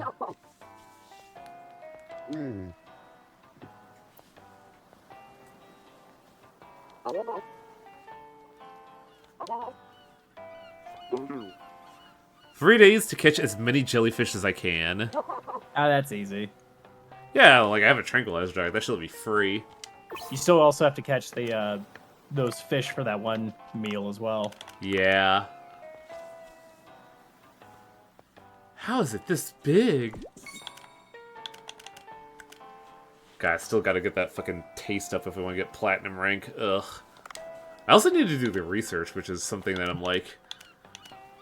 It's gonna be a little difficult. Have I done any quests here? I have. Ugh. This quest is so far away. You'll get to it. Some are easier than others. I think I ended up maxing out mine pretty quick. I don't think I ever maxed out mine. Like, the easiest one is dealing with the overpopulation ones, because you just end up killing fish that are trying to kill you anyway. Oh yeah, I should upgrade my fucking weight capacity, because I've been struggling with that. So let me carry 63 kilograms of fish, please. And thank you. Also, we will call it here for the evening, because I got work in the morning. Save and return to title, please. This is really fun. It's a shame we could only do one stream of it this week, because I had to, like, get my face gored open. That's understandable. And thank you for stopping by, Travis. Yeah, it was fun talking about fish and being a nerd over them. Yeah.